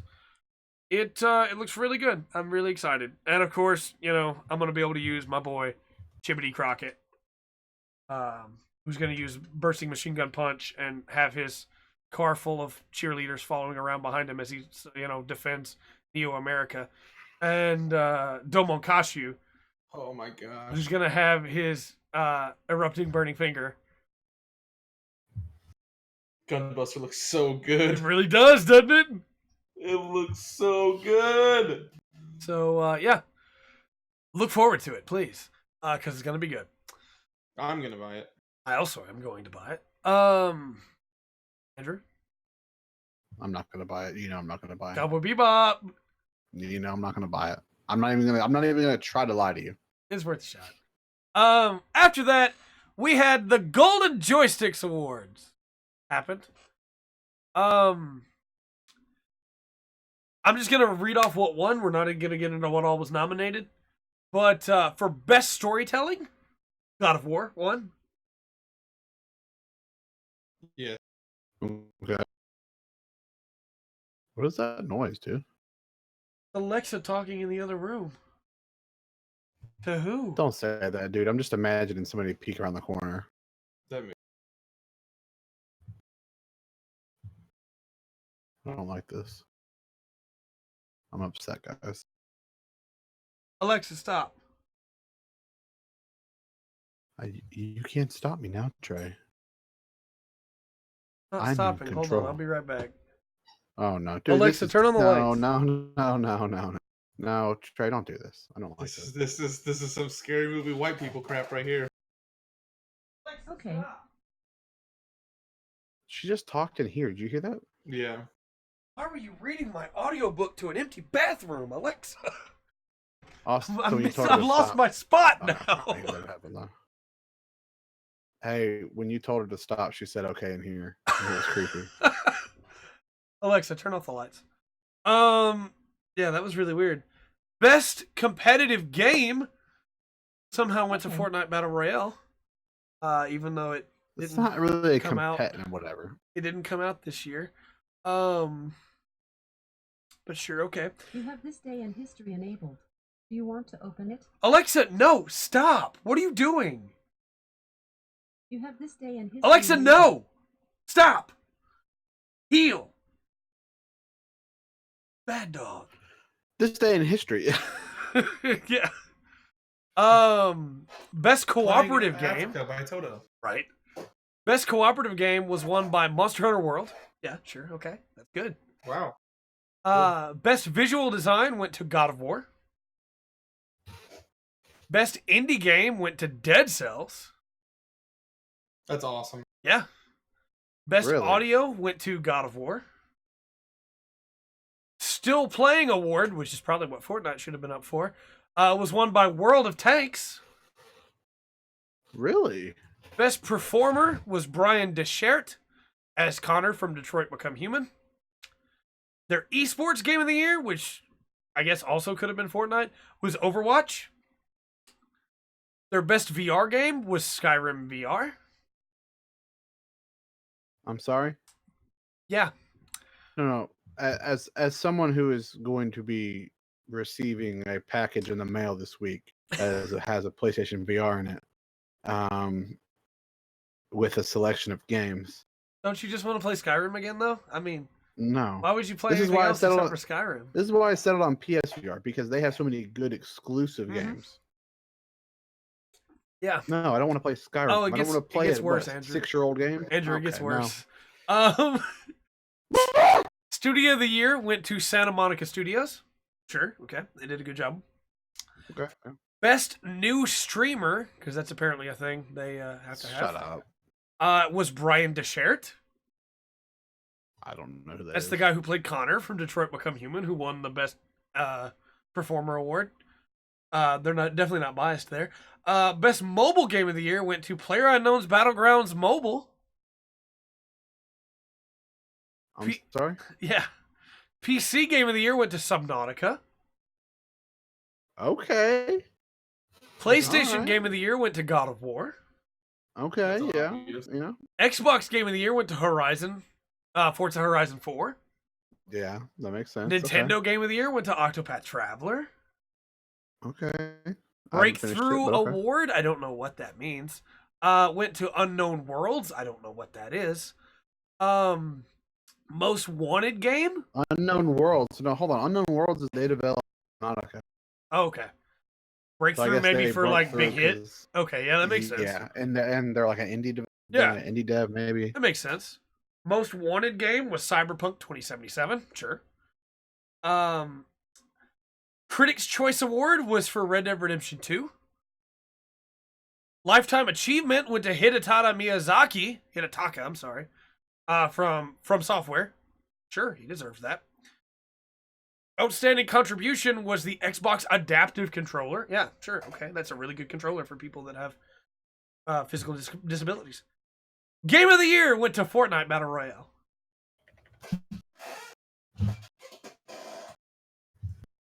So, for clarification, Golden Joysticks is a user-nominated, user-voted thing. But somebody should have said that can't win, because not only did it not come out this year, but that came out of early access last year. That can't win. Why is that game of the year? Because people like it, I guess. Which means no matter What what do you year mean it comes why? What do you mean why? It's the best. no matter what year it comes out, I guess it can just win. Because people like it. Yeah. The worst part is the game is actually garbage. No, I mean, it plays well. That's the thing. It plays well. It's only popular because famous people played it. That has been a thing forever. That's not true. Well, that's not true. But it is a well-made game, though. Like, I will not disparage that it plays well. I am tired of it right as now- much as everyone else is. I'm telling you right now that if Drake played Super Robot Wars Z, it would become the most popular game. By Xbox. So you have it backwards. The only reason Drake went on stream Is because it to was play popular. was because it was the Yeah. biggest game in the world. Yeah. He wouldn't have wasted his time No, he would not if it have. wasn't already the biggest thing. And like, I don't think it plays like Garbage King. I actually think it controls very well. I just don't like it. I think it is very satisfying, maybe is the word to use. Like, to move in, I just don't like playing it. Like, the gunplay, the guns are really tight. Like, the building is really good. Alexa, no, I didn't say anything that would have. Why are you doing this? Stop. I honestly feel like the guns Alexa, in the why are game you are like this? ridiculously unbalanced. Well, it depends on the gun. Some of them are like really good, like very tight, very nice gunplay, and some of them are like, ooh. But your friend has 200 hours into it, and he complains about buggy and terrible. I'm not going to say it's not buggy. I'm not going to say it's not buggy at all. It definitely is buggy. It has a lot of bugs. But it plays well, despite the bug. Again, I don't like the game. I'm tired of seeing it. I don't want to watch it anymore, and I don't like... That's my thing. The shooting, for me, the shooting's not satisfying, and the fact that you're playing a battle royale game where you have to build... Yes. It's a cool concept, but if the meta is whoever's the best builder wins, that's not a game I'm gonna play. And it's also horribly unbalanced in the favor of whoever knows the build strategy. Like, if I handed the controller to my little brother and said, hey, play this, he's going to lose. Because he doesn't know how to build. He doesn't know how to build the fort that keeps you safe, you know? I think it's horribly unbalanced, but and if you have whoever has a better like keybinds and stuff. Yeah. And you forget the main reason why it's popular is because it's free. So people can play it no matter what age they are, no matter where they, like, what kind of computer they have, they can at least run it. And they're 100% in tune with the age group that they're shooting for. Just pop culture in general. Yeah. With their dances and stuff like that. I mean, they know what they're doing. How many people did they pull in with Infinity War, with the Thanos stuff? The dance thing really bothers me because there's a Viner / YouTuber that came up with the dance, and they stole another company stole it before he could trademark it. Yeah. And then he stole it again, and he's gotten zero recognition for the fact that he came up with it. Yeah. Oh, I agree, He made King. the dance popular, and it's ridiculous. I agree, King. That's a big problem. But there's so many people playing that they don't care. Because people aren't going to stop playing because of that bug. I am fully on board with the fact that I do not think Fortnite is a good game. Yeah. I guess I just wanted a moment to hate. But I understand why it's popular. It just frustrates me. Like, people, I know a lot of people that literally will go sit on a couch with a bunch of other people, and they'll all sit there and watch and pass the controller around. And I'm just like, how are you enjoying this? Like, I don't understand how. Let me ask you this question, though, Pat. You're 15, 16, right? You got a console. Your parents buy games for you because you don't have a job. You can't buy your own games, right? Yeah. So you could, like, pester your parents to buy Call of Duty, but your friends from school aren't playing Call of Duty. They're playing Fortnite, and it's free. What are you going to play? Well, I'm talking about 22-year-old. Oh, no, I know, but that's why it got popular. I was about to ask you if you were for real at that. Well, no, my point is, like, that's why it got popular, and then once it got popular, everybody has to play it because it's popular. Do you play video games? Oh, I play Fortnite. It's the Call of Duty problem. It's what used to be Call of Duty. Where do you play video games? Oh, I play Call of Duty. You know? The only thing I will give them is they have found a way to get people who don't play video games to play video games. Yeah. Because people that I've never seen touch a controller will pick up and play Fortnite. And I give that to them. You know what? You did great on making a game so popular that people felt inclined to play it. That's great. But at the same time, I guess it's just because, like, to me, like, playing the game and watching the game, it's just rough the whole time. I can't fathom the idea of it being good because I play better games all the time. But see, I have that reaction to watching people play Madden. Because when I watch people play Madden, to me, it's the most boring thing in the world. And I don't understand how they can find enjoyment with that. But I know those same people would watch me playing Super Robot Wars and go like, man, look at all the minutiae he's having to go through. This is terrible. Yeah, and he just play the game, you know? Also, I I mean, want at to point least- out to King's comment, it's free, but Warframe's leading a better example. Yes, Warframe's leading a better example, but Warframe's not being played by Ninja on Twitch. Warframe's not the one that's being spread about in schools. Warframe's not the one that people are talking about at work. I agree Warframe should be the one because it's a much better game, but it's not. We don't get to choose Well, what's also- popular, you know? Also, it's not like a PvP focused game because Yeah. It has love PvP. yeah, but it's not like not a battle royale.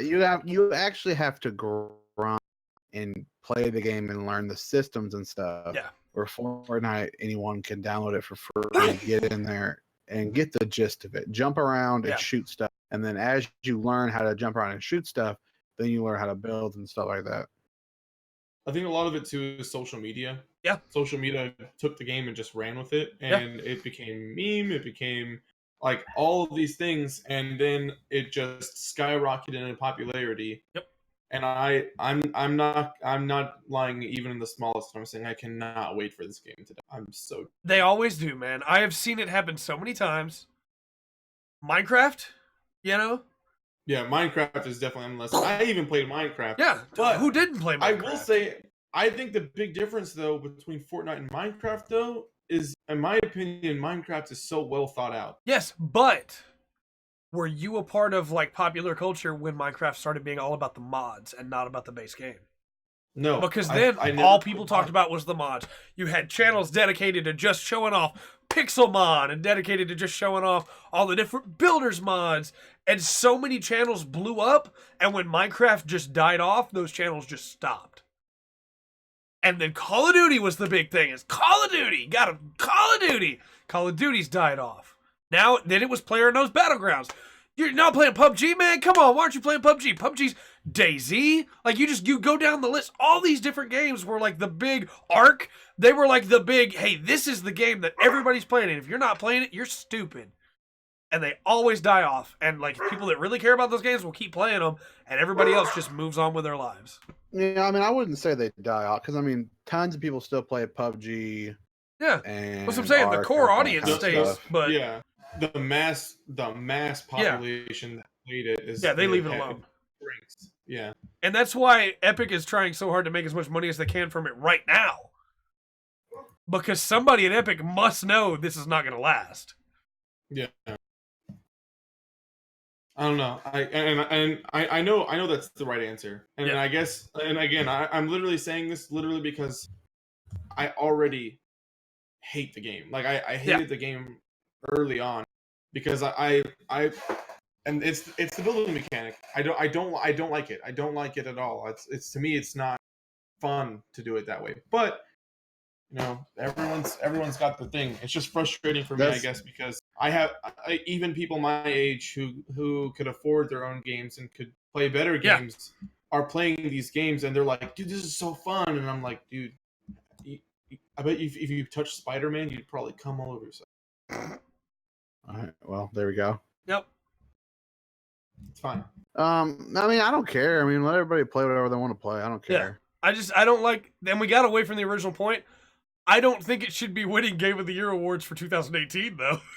Yeah. I don't think it should win Game of the Year awards for either Well, year. it depends. Hasn't come out yet. It depends. It yeah, should- that's the problem. It's still in early It access. should win Game of the Year if the criteria is It doesn't matter what year things came out.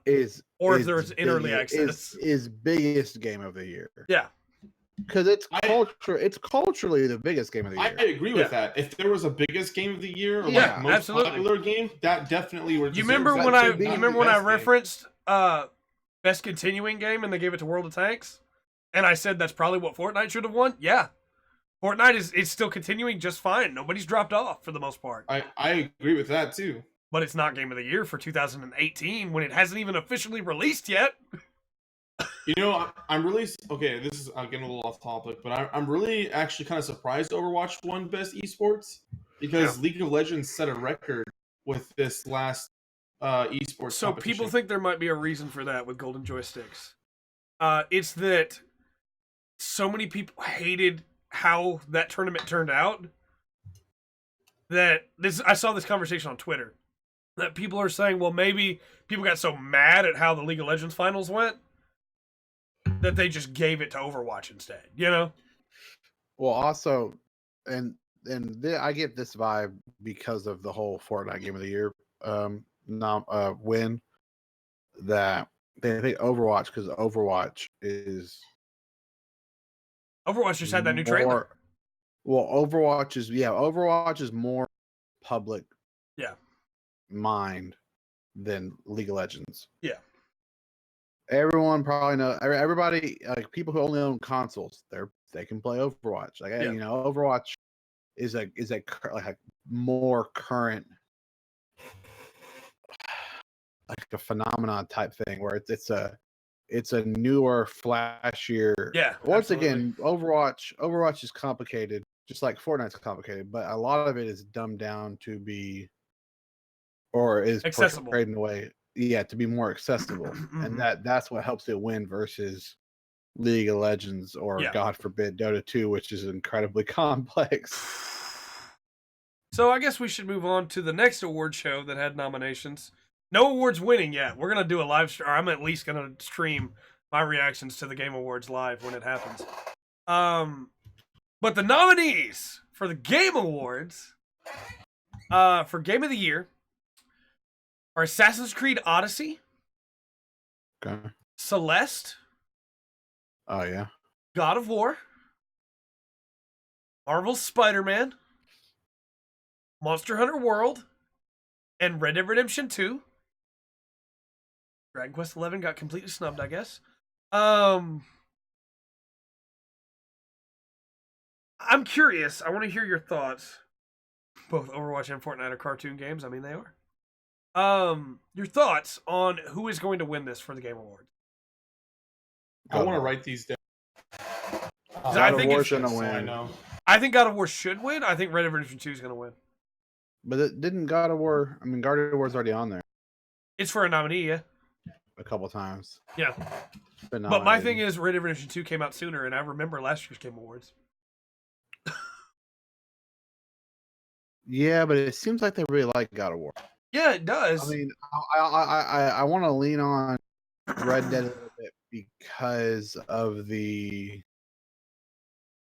kind of like the Fortnite thing, where it's like a more the public is more conscious of, oh, Red Dead's out versus Pat, are you writing this down? new God of War. Yeah, I'm about to start writing. Also, it down. what is Celeste doing on that list? People really like it. I agree, though. So you're saying God of War, Andrew? I mean, I don't have please a write this down problem. because I'm curious. I don't have a problem with Celeste. My issue isn't that I think Celeste is a bad game. I haven't played. Right. But it seems like they threw Celeste in there to say, hey, we have an indie game on there. Yeah. No Dragon Quest, no Xenoblade, Red Dead Redemption 2. Xenoblade wasn't going to be on there because I feel like every time a game comes out in December, it gets screwed. Yeah, it's definitely every time. Super Robot Wars Ultimate's going to get the same problem. Super Robot Wars, Super Smash Brothers. I mean, yeah. I think Super Smash will probably win. Like, well, they didn't have best fighting game. Nope. But maybe, yeah. I'm not saying that. I was gonna say maybe best Nintendo, but it depends on what comes out next year. Because what's more, like you said with Red Dead. Well, you know what came out more sooner, actively in their conscious, where they're like, oh yeah. December games always get screwed. I knew it was gonna happen. Pat, what are you saying? I'm also saying God of War. Okay. For best ongoing game, the nominees are Destiny 2, Fortnite, No Man's Sky, Overwatch, and Rainbow Six Siege. I guess because No Man's Sky got that big update? Yeah, well, yeah, No Man's Sky next, the new version. But they don't have No Man's Sky next. Well, it's the next update. It's still No Man's Sky. It's the next update. Yeah. But that is. I mean, it made huge. People seem to really like it. People actually say it's good now. Finally, I'm gonna say this has to go to Fortnite.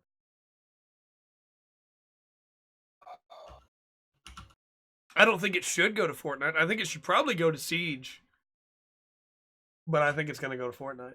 Yeah, Either Siege or Destiny probably 2. it's probably gonna go to Fortnite. Destiny 2 has got me. Like, I don't know what happened. I didn't care about Destiny 2. Got me last year. Then Yeah. I fell off like in the end of And then they brought you January. back. And then I'm back, and I'm playing every day. Even and it's before I was power level chasing, you know, Yeah. light level chasing. All right, what can give me that +1? Now I'm just like, I just want to play more Gambit. Do you notice I just want to play more of this. I just want to do a little bit Yeah. more of this. You Just to notice have fun. I'm having more fun than I did before. Have you seen the 3 games that are not on this list? Where's Hearthstone? It's still going strong. Where's World of Warcraft? I wouldn't. WoW does not deserve to be on there. Where's due to Final the Fantasy backlash 14? Battle for Azeroth. I agree, Rocket but League. like, where's Rocket League? I would say, where's Rocket League? I don't think they put any MMO. Yeah, on they're there. not going to put it in, but you know what I'm saying? Like, If they were, best ongoing they game. would put Final Fantasy 14. Yeah. Where's Warframe? Absolutely, Warframe. King. Where's Warframe? Where's That's a Warframe? big Yeah. smoke. 2 big updates this year. They just had one like a month ago. Yeah, or like huge a updates. huge update. I'm really surprised Warframe's not Didn't there. they win? Yeah. Didn't Warframe win last year? Yeah. I wonder if they If took they it off excluded as it like because it won. yeah, because it's like, Yeah. oh, it'll win every year. Dang it. Yeah. So I'm saying Fortnite. What are you guys saying? I feel like it's. I'm saying it's Fortnite. It has to be, right? Yeah, it's if it's not, I will be surprised. Yeah. Yeah. After that, best game direction. Again, Game Awards has this big thing where nothing makes sense in the way they word Yeah. things, and like, what does that Okay. even mean? The Um, order I'm looking at them and the order you're looking at them are different. Oh, I'm sorry. A Way Out, Detroit Become Human, Oh, that's best narrative, God of War. isn't it? No, I'm looking at best game directive, best narratives Oh, right no, after. no. Marvel Spider-Man and Red Dead Redemption 2. They added 2 entire planets to Warframe. Wow. Yeah, dude, they're doing a ton of stuff. I need to play Warframe again. Me too. Best game direction, I think, is definitely going to go to Red Dead Redemption 2. Nope. I'm changing my answer. God of War. I'll say God Because of War. Corey Balrog's going to be there, and they're going to give it to Corey Balrog on stage. Yes. And I agree that he deserves it. I just want to clarify that. But that's what they're going to do. Maybe the story direction. I think they're just talking about like who was the best director, honestly. Like, which is like, what does that mean? I think like, because you can. You can swing this in so many ways. I know. I think I know what they're saying, but I think I know what they're saying, but I don't know how to articulate it. Yeah, it's awarded to a game studio for outstanding creative vision and innovation in game direction and design. But like, what is that? Because like, you could look at any one of these games and go, man, the people at like Quantic with Detroit Become Human did a great job making sure these actors were like on point and giving great delivery. You could look at that and go, man, the guy who was in charge of VO for Marvel Spider-Man was on point. Those lines are very well delivered from just about everybody. Like, but that's the thing. You can't say it about all of them. That's why they're not. But it's supposed to encapsulate the whole thing. Yeah, which I think goes to God of War. And I think they lean heavily on like creative direction. I feel which means it's going to go to Corey Balrog. Yeah, if it doesn't, that's. I mean, I don't know. For what I visualize this award meaning, I don't see why Red Dead's on this list. Right. I also want to point out, this is just my opinion, but after what happened last year at the Game Awards, as much as I loved that guy, the Way Out director, he's not coming back out there for anything. No. And then no, he's not. There is no way. I think it deserves to be on the list. I agree. There is no way they fly David Cage out to give him the award on stage. There's no way they have David Cage go up on that stage. It's definitely Corey Balrog. There's no question in my mind. Well, but I also think that God of War wins it. Oh, I agree. I personally think it should win it. Because it's the best, yeah. Right. It's put together in such a great way, you know? He was amazing. Pharrell something was his name. He was amazing. So after that, we have Best Narrative. Nominees are Detroit Become Human, God of War. I voted Spider-Man, by the way. Life is... Oh, I'm sorry. I'm sorry, Pat. I thought we'd all said... It's okay. No, I'm voting Spider-Man. Life is Strange 2 Episode 1. Marvel have that. I still Spider-Man, need to play it. and Red Dead Redemption 2. How can one episode that's not even the full narrative be best narrative? Oh, hold on. Don't say that, because these episodic games, even though they have an overall narrative, they do have their own narrative. I agree, in each episode. but why? First off, because even if it's great, there's a bunch of other great games that have good narratives this year too. Well, that's the thing. None of us know what happened. Yeah, well, It could do something. It could do something. I don't know. but I like haven't played it. the narrative for Octopath Traveler is so good. Octopath Traveler wasn't going to win this. No, it never was going to. The award of this is going to God of War or Detroit, one of the two. I have actually been hearing a lot of good things about Detroit. I'm gonna say Detroit wins because I think people are gonna go for it. But What's this one called again? best narrative. Best narrative. Say Red Dead. The story's A++. What are you saying, I'm not Pat? that far in it yet. I just read off what they say it's for. Oh, okay. Outstanding storytelling and narrative development. What would you say, Pat? I feel like Detroit will win because if you solely based on what the category means, It's really. one of the only Yeah. awards that Detroit's gonna win too, so they're gonna give it And to it's, it. Yeah. and it's a solely narrative driven game. Yep, I mean, Exactly. That's why I was saying it's probably. that's what I gonna was win. leaning. That's why I was leaning towards it. You're gonna say that as well. Yeah. Okay. After that, we have best art direction, Assassin's Creed Odyssey, God of War, Octopath Traveler, Red Dead Redemption 2, and Return of Obra Dinn. They definitely give this to Octopath Traveler so they can have a nod to the storybook style with the 8-bit style, and it's the only award Octopath Traveler's going to win. See, I almost feel I get what you're saying, but I almost feel like they would do God of War. They might, This but is I'm going the to say problem. Octopath This is the for sure. problem with what's this one called again? Best art direction. Outstanding creative and/or technical achievement in artistic design and animation.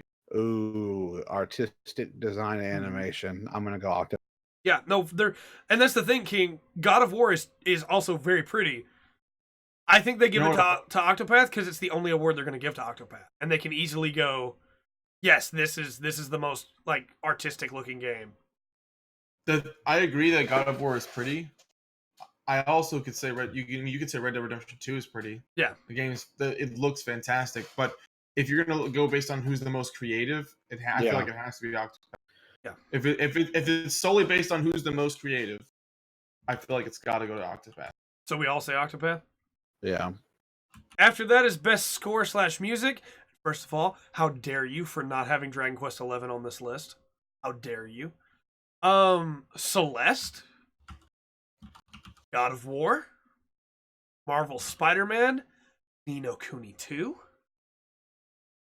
Octopath Traveler, and Red Dead Redemption 2. To say it right now, God of War wins this hands down. There's no way they don't give this to God of War. That's what I was gonna say. Like, Octopath is super creative with its music. Spider-Man has some amazing tracks in there. Red Dead Redemption 2 has really good, like, background music that just swells and plays really well. Haven't heard the music at all from Celeste. Ni no Kuni 2's music is okay. Dragon Quest music is way a lot better. of Ni no Kuni 2 music is recycled from the first one. Yes, absolutely. I guarantee you, they only put that on there because Joe Hisaishi wrote it and they wanted to give him a nod. But God of War wins it. And I can already tell you why. The overall score of God of War is... God of War wins it because they're going to have a moment, like when they reveal the award, they're going to have the moment where he's standing in front of the boat and it's going to go...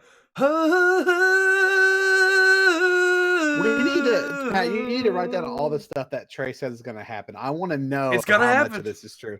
Because I can see it. Every time he says it, I can see it happening. I am in Jeff Keighley's mind. It's going to happen. We all are Jeff Keighley. Got it. I don't know. Go ahead, Pat. I'm sorry. You're fine. I don't. Only because I haven't heard anything from Celeste.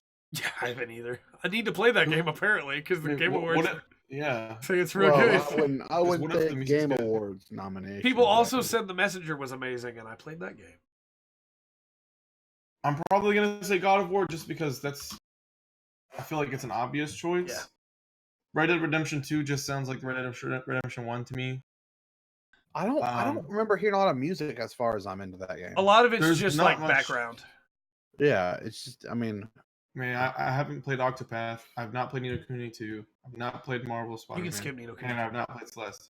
So that's why I'm sitting here like God of War is the only one I've actually played that has really good sound.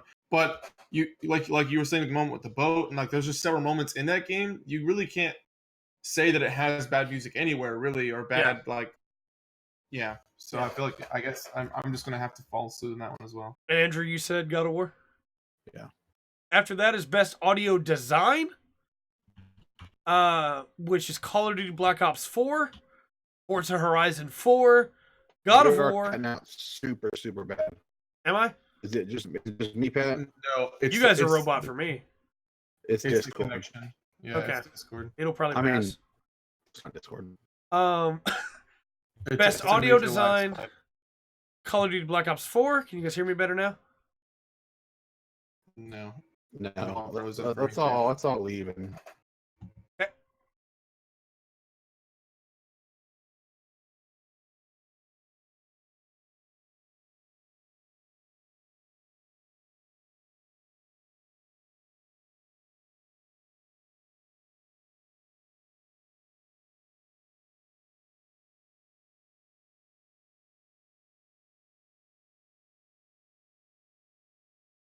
I was blue for a second when I showed up. Now I'm blue all alone in the car.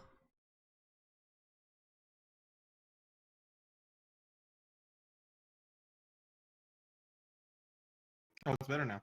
close. It's better now, right? Everyone's Did good? y'all Yeah, just seems have like it it's where better now. it wasn't loaded? Did Yeah. y'all just have it where it wasn't loading the stream? Yeah. Yeah. Okay. Okay. Spin the wheel. Yeah. Cool. Best audio Best design, Call of Duty Black Ops 4, Forza Horizon 4, God of War, Marvel Spider-Man, and Red Dead Redemption 2. I think for sure they give this to Red Dead Redemption 2. For best audio design because the snow crunch.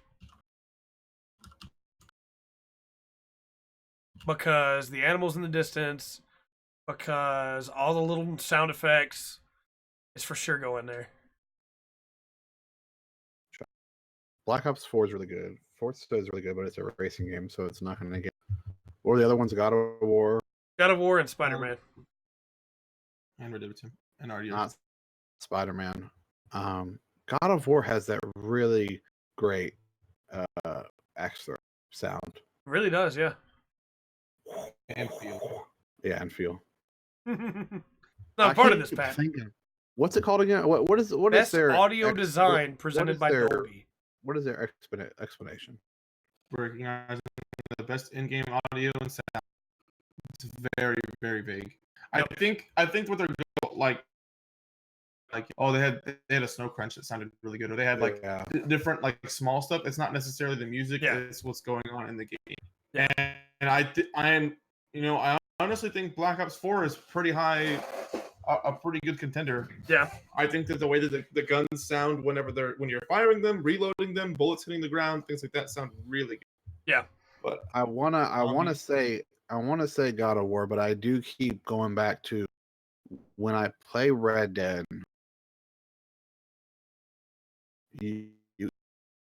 The atmosphere, Yeah. is like nothing else. I mean, Yeah. you are in the woods. You're that's the thing. So I'm gonna have to go. Okay. I think it's gonna win. I want to say it'd be different, but I also kind of want to win this competition. Yeah, that's fair. That's my Oh. thing. I'm trying to think of stuff like, well, I mean, I don't want to say the same thing, but that's, I mean, I make a good case, don't I? Well, in my opinion, that one was super obvious too. Yeah. I mean, Well, especially thanks, like Pat. Thanks. I'm not saying that you didn't make a great you're point. just saying you're an idiot. That's fine.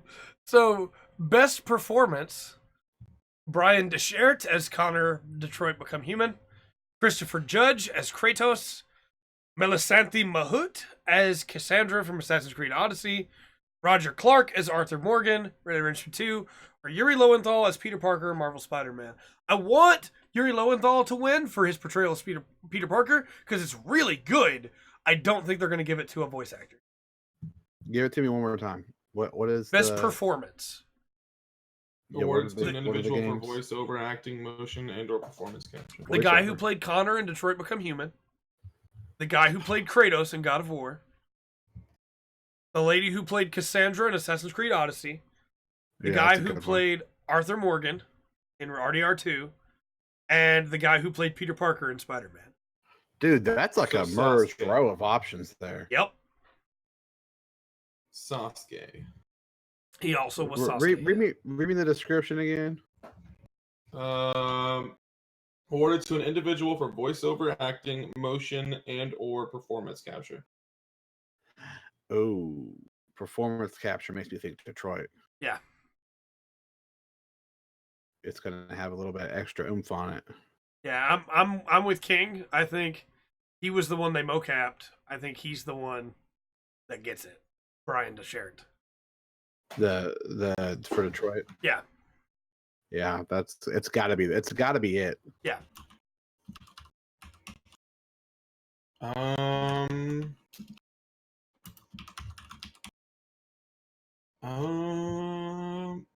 think I'm gonna give it to. I don't think I'm gonna give it to Brian. Okay. I still think Yuri Lowenthal should win it because his performance as Spider-Man, even when you can't see Peter's face, sells him so well. Yeah. So I was But he won't honestly win. between Yuri and Christopher Judge because Christopher Judge has been the voice of Kratos since the beginning. Yeah, and he somehow does a different voice for this Kratos, even though it's the Yeah, same voice. A very obviously like older sounding voice, and Yeah. like, man, that's why there's moments in God of War that I feel like he voiced so perfectly. Yeah. Yep. But I'm actually gonna put Yuri. I think we might see a That would be great. Who's that surprise there. again? Yuri Spider-Man. Lowenthal, Peter I Parker, don't know. Yeah. Spider-Man. After that, we have Games for Impact. Again, what does this mean? For a thought-provoking game with a profound pro-social meaning or message. Okay. God of War was a pro-social meaning about a struggling single dad trying to raise his son. This is the problem with this category. I can do that for every big game that came out this year. But let's take it straight. 11/11 Memories Retold. I don't know what that is. Celeste. Huh. Florence. Don't know what that is. Life is Strange 2 Episode 1. And The Missing, J.J. Macfield and the Island of Memories. I don't know what any of these are except for Life is Strange and Celeste. This is what separates the men from the boys. All right. This is what's gonna make the winner right here. Is the, I'm going to That's not say, for a completely stupid reason, I'm going to say The Missing, J.J. Macfield and the Island of Memories, because it has the longest name. what was that first one? 11/11. 11/11 Memories Retold. I think I've heard of that. Let me look up a picture of it. Although probably, honestly... Don't look up. Don't look Like, up what it is. No, right. Celeste Yeah. probably wins because it's not going to win anything else. This one, I want to look at graphical. If I'm But feeling emotion, I'm still what going to putting say... down. You're going to say Celeste? I'm saying 11. I'm saying 11. I've Okay. heard. I think I'm saying I've heard The some stuff Missing. about this game. I think I've heard some stuff about it. I don't know what any of the other games are. Yeah, I'm saying The Missing. So after that, Best Well, what about Independent... Pat? Pat said he's saying Celeste. Yeah. So Oh, okay. For Best Independent Game, Celeste. Dead Cells. Into the Breach. Return of the Obra Dinn. And The Messenger. I'm going to say Celeste wins this, even though Dead Cells should. I was about to say the same thing. Because So they that's put it similar. in Game of the Year nominations, basically. Yeah. I'm still saying Obviously, it's the better one if it's in Game of the Year nomination. Yeah, must be. That's Pat, what did you say, Dead Cells? Yeah, I'm still saying Dead Cells is really good.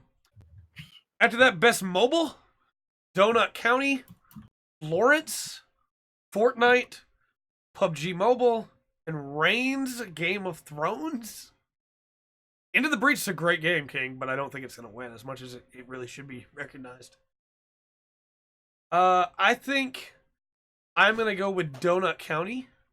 I have not played that, but I've heard people talk about it a lot. You are too now. Did that fix it?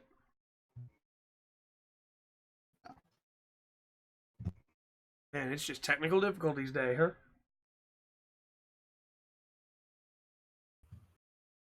Hello, my baby. Hello, my honey. Hello, my ragtime dog. That's good now. Okay. I'm saying Donut County because I've heard people talk about it too much. Yes, I would say the same thing. I've never heard of this game. What are you going with, Pat? Well, show what you know, huh? I'm going with PUBG Mobile. Okay. After that, we have Best VR AR game. If you're going to include augmented reality, then I think that Pokemon Let's Go should have probably counted, but it's not on this list. Astrobot Rescue Mission. Well, it did come out this year. Yeah. Pokemon Go. No, I'm talking about Let's Go. Oh, Let's Go, yeah. Beat Saber. Firewall 0 Hour. Moss. Tetris Effect. I So think. what are those games again? Best VR AR. No, what are the list again? Oh, Astrobot Rescue Mission. Okay. Beat Saber. Okay. Firewall 0 Hour. Okay. Moss. Tetris Effect. I think Okay, if Tetris Effect does not win this, I'm going to be very angry. By Friday, I will have 3 of these games. So Okay, cool. I will be able to give a proper assessment. I'm saying Tetris Effect. Best VR. Yep. I'm saying Beat Saber because it's the Fortnite VR game. I was kind of leaning towards. It's Beat not a bad Saber. choice. I think Tetris Effect needs to win, though. It's literally what Fortnite is to everything. I don't even know what it is. I just have heard It's about a pretty decent game. Beat Saber. Yeah. Yeah, it's basically Guitar Hero with lightsabers. Yeah. it. Let me just take a second to say that Which is pretty cool. Firewall Yeah. is a VR tactical shooter, team-based That's cool. multiplayer shooter. That's really cool. I'm interested to play that. Yeah. I'm going to say Beat Saber for literally the same reason that Pat did. Yeah, it's super popular. I wanted to go to Astrobot. I've heard a lot of good I've stuff heard- about I have too. Astrobot, but Beat Saber is on multiple platforms. we I think gotta speed up a little because we still have Final Fantasy 14 Fanfest to cover after this. No, we don't have enough time. I'm going to talk about that. Best action game. This is more important. Call of Duty Black Ops 4, Dead Cells, Destiny 2, Forsaken, Far Cry 5, and Mega Man 11. This is a weird list. It is, but I see it going to Call of Duty. I'm leaning towards Call of Duty. I want to say maybe no, not Far Cry. I'm gonna say Mega Man 11. I'm saying. I Call of Duty. think they have a big moment with Mega Man where they talk about would- how Mega Man's come through so much, but he finally made it. He's got best action game of the year, Mega Man 11. Part of me, I'm choosing to have faith in humanity here. Yeah. Because a part of me does think that they put Mega Man on this list just so for it can that win. very Yeah, reason. and they can have that big And moment. I'm choosing to believe in the greater good, and that it's not the case. And I swear to God, if that happens, I'm going to lose it. So here's the thing, Pat. You can write this one down too as a prediction. Keiji Inafune is not with the company anymore. The guy who directed this one is going to be the one that comes out to get the award. The guy who directed Mega Man 11. Because they're going to say his name on stream so that everybody gets to know who the new Mega Man guy is. I hear what you're saying. I'm so much against it. Yeah, no, that I agree. I refuse to. But I believe want it, to 'cause win it this makes game. Because on that list, Mega Man 11 is like. Yeah, it's such a What? weird addition to the Mega Man's a platformer. What's Far the next Cry, one? Space. You saying Mega Man? I'm saying Yeah, Mega Man. No, I'm saying Call Black of Duty. Ops. Okay. After that is Best Action Adventure. Sure, I mean, just have both of these, I guess. Assassin's Creed Odyssey, God of War, Spider-Man, Red Dead Redemption 2, Shadow of the Tomb Raider. I'm torn on this. I think it's either going to be Tomb Raider or Spider-Man. Really? Yeah. I think they want to give Tomb Raider some respect. But Spider-Man hasn't won anything so far. So I think they're probably going to give it to Spider-Man. I would have See, I put figured- I Spider-Man where figured they Mega Man would 11 say- is on action, but Here's my problem. If you pick Spider-Man and God of War and Red Dead are on this, then Spider-Man, if using logic, Spider-Man's the best game of the year. but they're not using logic. Exactly. Yeah, Exactly. That's my problem. I think Spider-Man. See, I wins want to this. say God of War. I'm between God of War and Spider-Man. That's where I'm leaning. I don't know where Spider-Man. Spider-Man has a very traditional action adventure feel, but so does God of War. Yeah. Those are the two standouts for me. I'm going Red Dead Redemption 2. Okay. Best action adventure. I'm gonna say God of War. Okay. I'm gonna go with my hope of God of War. After that is Best RPG, Best Role-Playing Game, Dragon Quest XI: Echoes of an Elusive Age, Monster Hunter World, Ni no Kuni 2: Revenant Kingdom, Octopath Traveler, and Pillars of Eternity 2: Deadfire.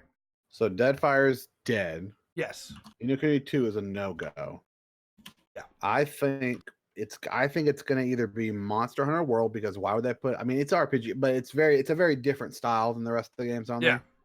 there. Pat, read me I the think blurb, it's- will you? Yeah. For the best game designed with rich player character customization and progression, including massively multiplayer experience. What's that? It's going to Deadfire.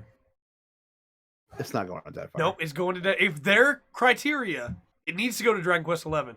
If their criteria is on customization, it has to go to Deadfire. I'm saying God of War. I mean, I'm not God of, I'm saying God of War. I'm No, going to saying, say Dragon Monster Hunter. Quest. Because I don't think they're going to hold to their own criteria. And they're going to give Dragon Quest this award because it's literally not nominated for anything else. That's a good point. But I think if they were to give it to a more traditional Oh, Japanese yeah. RPG, I think they would go for Monster Hunter. for Octopath, because Yeah, that's fair. just because it's different. But Yeah. I'm gonna say Monster Hunter. Yeah. Monster Hunter also seems like it was added to this list as a. Hey, look at It's Monster there to Hunter one. die. No, I thought it's there. Right, it's there to get win. noticed and be cool like it got nominated, but it's not ever going to win. Which is Why like, not? why nominate them? Monster, It should, Trey. but it won't at these awards. no, Monster Hunter's gonna win it. No. Win it all. Monster. Yeah, I'm saying Dragon Quest, but I want to be on record that if they were following their own criteria, Deadfire has to win. They're not, so. Pat, what did you say? I'm also saying Monster Hunter. Okay. I think that's what they're gonna do, is they're gonna give it the award. Okay. This year, go ahead, Andrew. I really want to play more Monster Hunter, but I don't want to play it on PS4. You can buy it on PC now. There's been a lot of patches to fix it. I don't know. I don't have to restart. I don't know. I'm in a bad place about it. This year they have a best fighting game. Blaze Blue Cross Tag Battle, That's not Dragon gonna win. Ball Fighters, That's gonna win. Soul Calibur 6, and Street Fighter 5 Arcade. Do we even need to Fighters. say who's going to win? It's Dragon Ball Fighters. Fighters. Dragon Ball Fighters is going to win. I think Blaze Blue Cross Tag Battle is the best designed fighting game in a long time. But it's not going to win. But it's not as popular. Yeah, it's not Dragon Ball Z. You gotta go with popular. That's why I picked Monster Hunter last go around. Yep. Pat, what are you saying? It's obvious. Yeah. It super It's is. obvious. It's arcade edition. After that is Best Family Game. And Leisure Best Suit Larry. Mario Tennis Aces, Nintendo Labo, No. Overcooked 2, Starlink Battle for Atlas, I've heard and good things. Super Mario Party. Whew, they could go a lot of directions for this one. Yep. I think they are going to give it to Super Mario Party. That's I don't want to say it, Trey. I don't want to say it. What's a family game? Yeah, this is not. Labo isn't even a family game. Labo is you put things together and one person plays it. Labo, see, the family game looks like they're saying kid-focused game. Yeah. But what they're actually probably pushing is that the parent builds the thing so the child can play it. That's family integration. Stupid. No, Super Mario Party. That's the when you said Super Mario Party, I was like, oh, well, that's gonna win. Yeah, of course it is. Pat, what are you going with? This is my hill to die on. Overcooked 2. Overcooked 2. I don't blame it's you. not gonna win. It's not gonna win, but I don't blame you. But I'm putting it on there because if they do, it will be nice. But it won't happen. After that, I didn't mean to cut you off. I'm sorry. No, I just said I already knew. After that is best strategy game. Choices are BattleTech, which is still technically in early access. Frostpunk. No, BattleTech came out. Oh, did it finally come out? Okay, never mind. Into the Breach. It's a great game. Banner Saga 3. And Valkyria Chronicles 4. Huh. What's the blurb, Pat, for best strategy? It is best game focused on real-time or turn-based strategy gameplay, irrespective of what? platform. Huh. I want to say Into the Breach because they're gonna give it the indie nod. Yeah. But I think it's gonna be Banner Saga 3. See, I forgot that game even came out. It deserves to be Valkyria Chronicles 4. Valkyria Chronicles 4 has overhauled that entire system, but they won't give it to VC4. Do you know why they won't give it to VC4? Because VC4 is an anime game. I don't know, man. That's what I'm putting VC4 for sure. That's what I was gonna say. Because to me, When you it's an said Into the excellent Breach, strategy. I was like, okay, Into the Breach is gonna be the one for the indie nod. Then you said Valkyria Chronicles 4, and I just think, can we look up past winners of strategy game? Nope, not for right now. Okay? This has got to be I'm an gonna off the say- cuff. I'm gonna say Valkyria Chronicles 4. I think that's. I want I it think to that's win. what. I think it deserves to win. I'm gonna say BattleTech. See, I when you said BattleTech first, I thought BattleTech, but then you said Into the Breach, so I thought, okay, Into the Breach. I'm in between BattleTech and Valkyria Chronicles 4. I think part of it is I want Valkyria Chronicles 4 to win. Yeah, it needs to. I'm trying to figure out how much is me thinking that it's going to win versus how much I believe it'll win. Is it bad that I think because there is a overtly sexist and overtly racist character in the game, it can't win anyway? Because the Game BattleTech. Awards are too open and public? BattleTech because of that reason. I forgot about that. Yep. You're changing BattleTech is the safest bet. Yep. Because nobody Yeah, I can think- approach them on Twitter and be like, you gave a game an award that has a racist in it. Best sports / racing? Forza Horizon 4. FIFA 19, Forza Horizon 4, Mario Tennis Aces, NBA 2K19, and Pro Evolution Soccer 2019. I also agree. Forza Horizon 4 wins this easily. Pat, you have any other Next. thoughts? I'm gonna say 2K because they, in my opinion, turn things around, but they won't get it. Pat, this is how you lose. You Setting hold on to yourself up hope. for yeah. You need to let go, okay? Well, I was actually pretty close to saying PS 2019, It could still win, yeah. but No, the reason the reason it's racing on there as well is so that the racing game can win. Yeah. That's the whole reason. Best multiplayer game: Call of Duty Black Ops 4, Destiny 2 Forsaken, Fortnite, Monster Hunter World, Sea of Thieves. Yeah, it's Fortnite. Fortnite didn't even come out this year, and they're going to give it to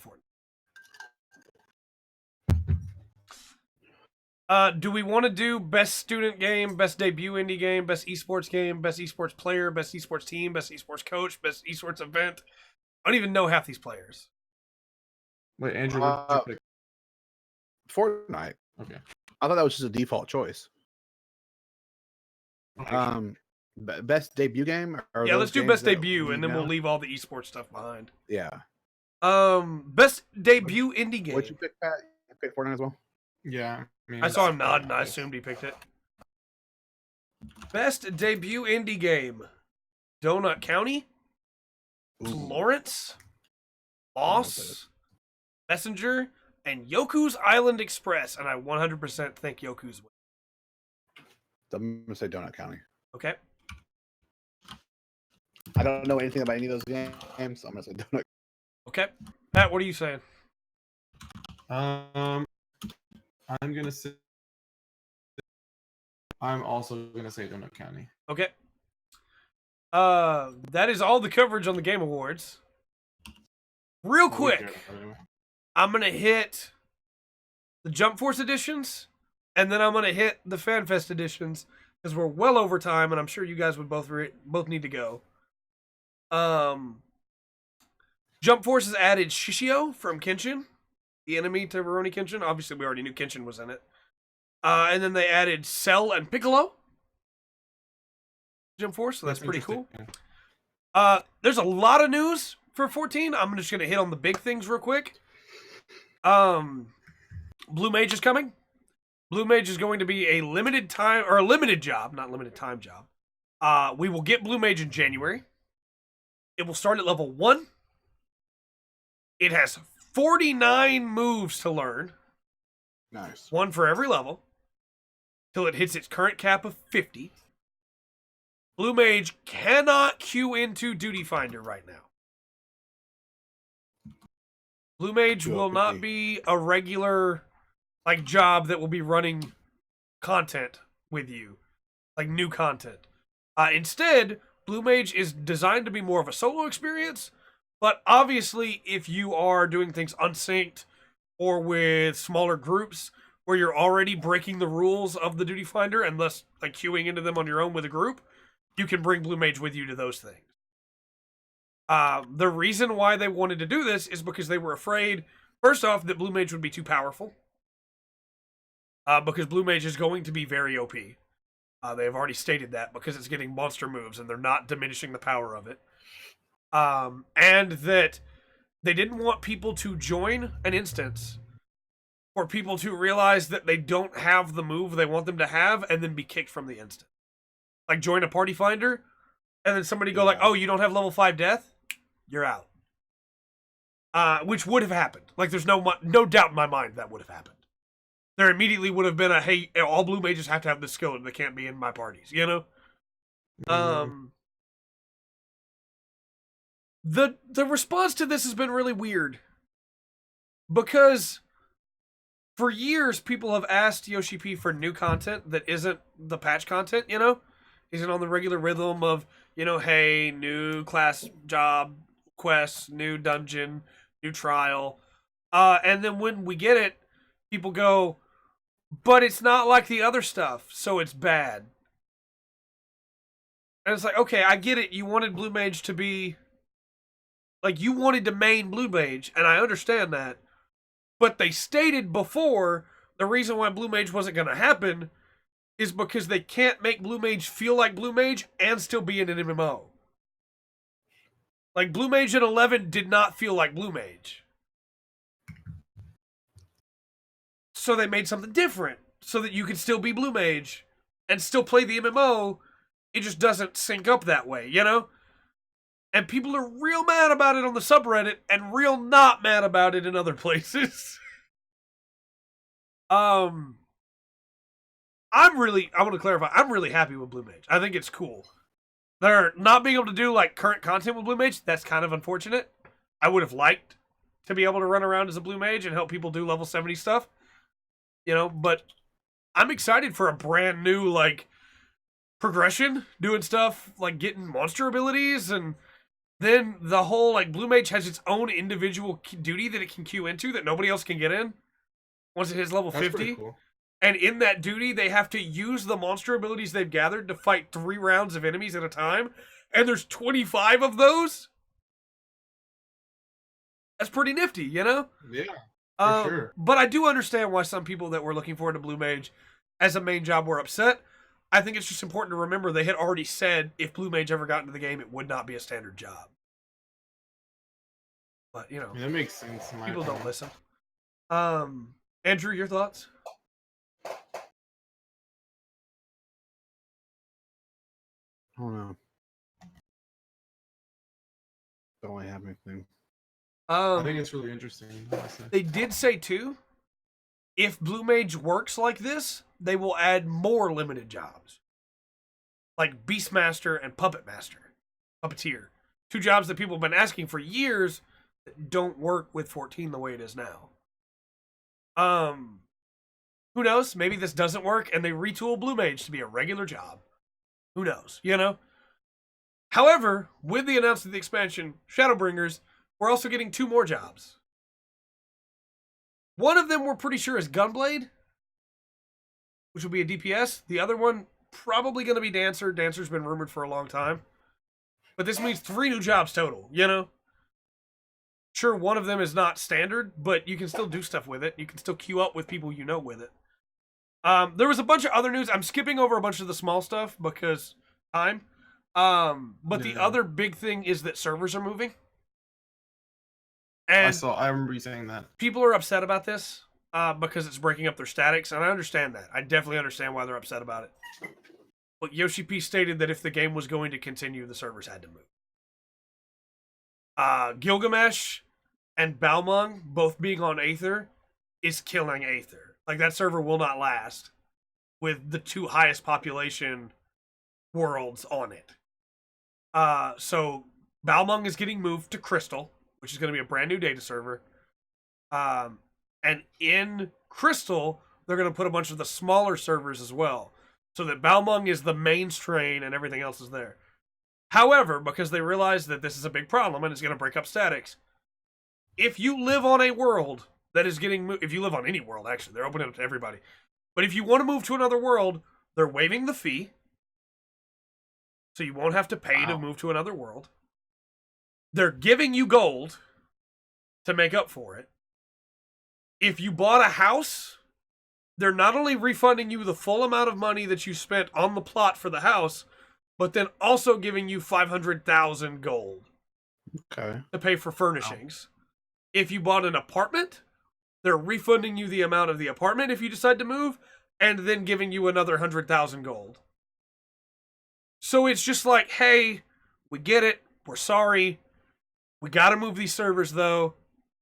You can go be with those people if you want to. It's going to be a pain having to leave the people here, but we're going to give you something to try and make it a little bit easier. You know? Yeah. And it's not a perfect solution, but if those servers got to move, they got to move. You know? I feel like they're doing the right thing. They didn't have to offer any of that. Yeah, exactly. I feel like they're doing the right thing, and I feel like people shouldn't be upset because honestly, they could have gotten nothing. Well, I understand being upset because if you've been playing with the same people for 6 years, but you don't want to leave your server. Yeah, but if everyone's moving together. If everyone's moving together. This is also offset, another reason people are bothered by it, by a new feature called the World Visit feature, which would have been great if the servers weren't moving. Because now my friends on Midgard-Stormer, I won't be able to visit them from Balmung. I'll have to play with my character on Midgard-Stormer. Which again, because you can make up to 8 characters per server, it's not a huge deal. But if I wanted to play with that character, I can't do that, you know? I'd have to move him over there, and I'm not doing that on Balmung. The good thing about that is, do you remember during Stormblood's launch when I was complaining about how I couldn't do a quest? Yeah. And I had to wait 14 hours to be able to do the quest because it was too congested? Yeah. Now I can take a day pass to Zalera, which is the most empty world in the new data center, and do the quest there. And it won't be congested.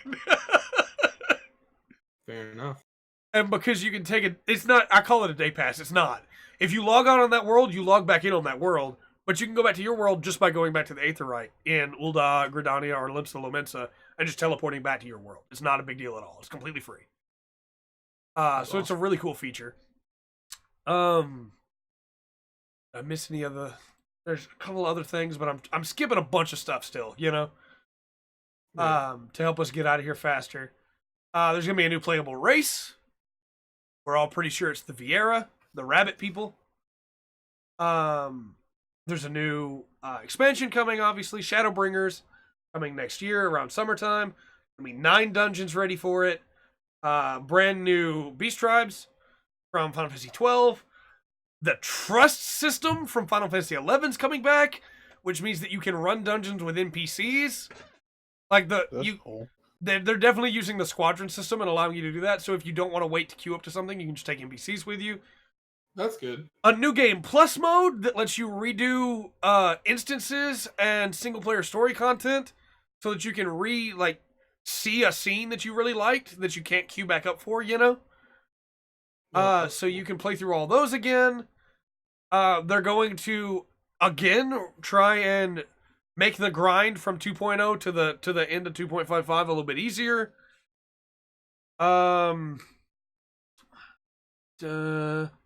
Level cap's going up to 80. They're gonna move around the buttons to make it a little bit easier. Yeah, Andrew's just he's doing his best, and I'm doing my best to get through it faster for him, because he's doing his best to keep with us here.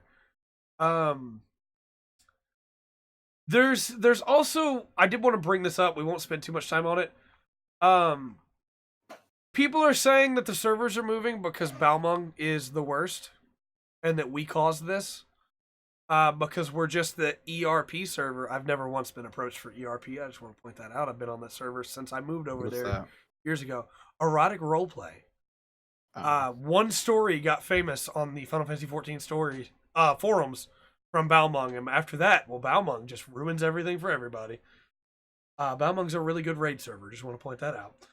And it is going to be a shame. I had some people that I played with from Gilgamesh, because you could cross world because you're on the same server. That we raided together, and we're not gonna be able to do that anymore because Gilgamesh is staying on Aether. But you know, for all the stuff I'm getting, I'm happy. ERP, but why? That's what people think. Is it's all about the ERP? Apparently, it's not. It's not. So yeah, that's the big stuff. There was a bunch of small things, but those are the big important things. 2 new jobs. They didn't get rid of the incredible grind. Not yet. There's for still me. Just there's for still, me. I mean, you could just pay money to skip it. Yeah, it's very expensive. Or you could just put on a TV show that you like, or an anime, and just grind it out. I don't have 4,000 hours to play. It doesn't take 4. It takes less than 20 hours to get through all that stuff.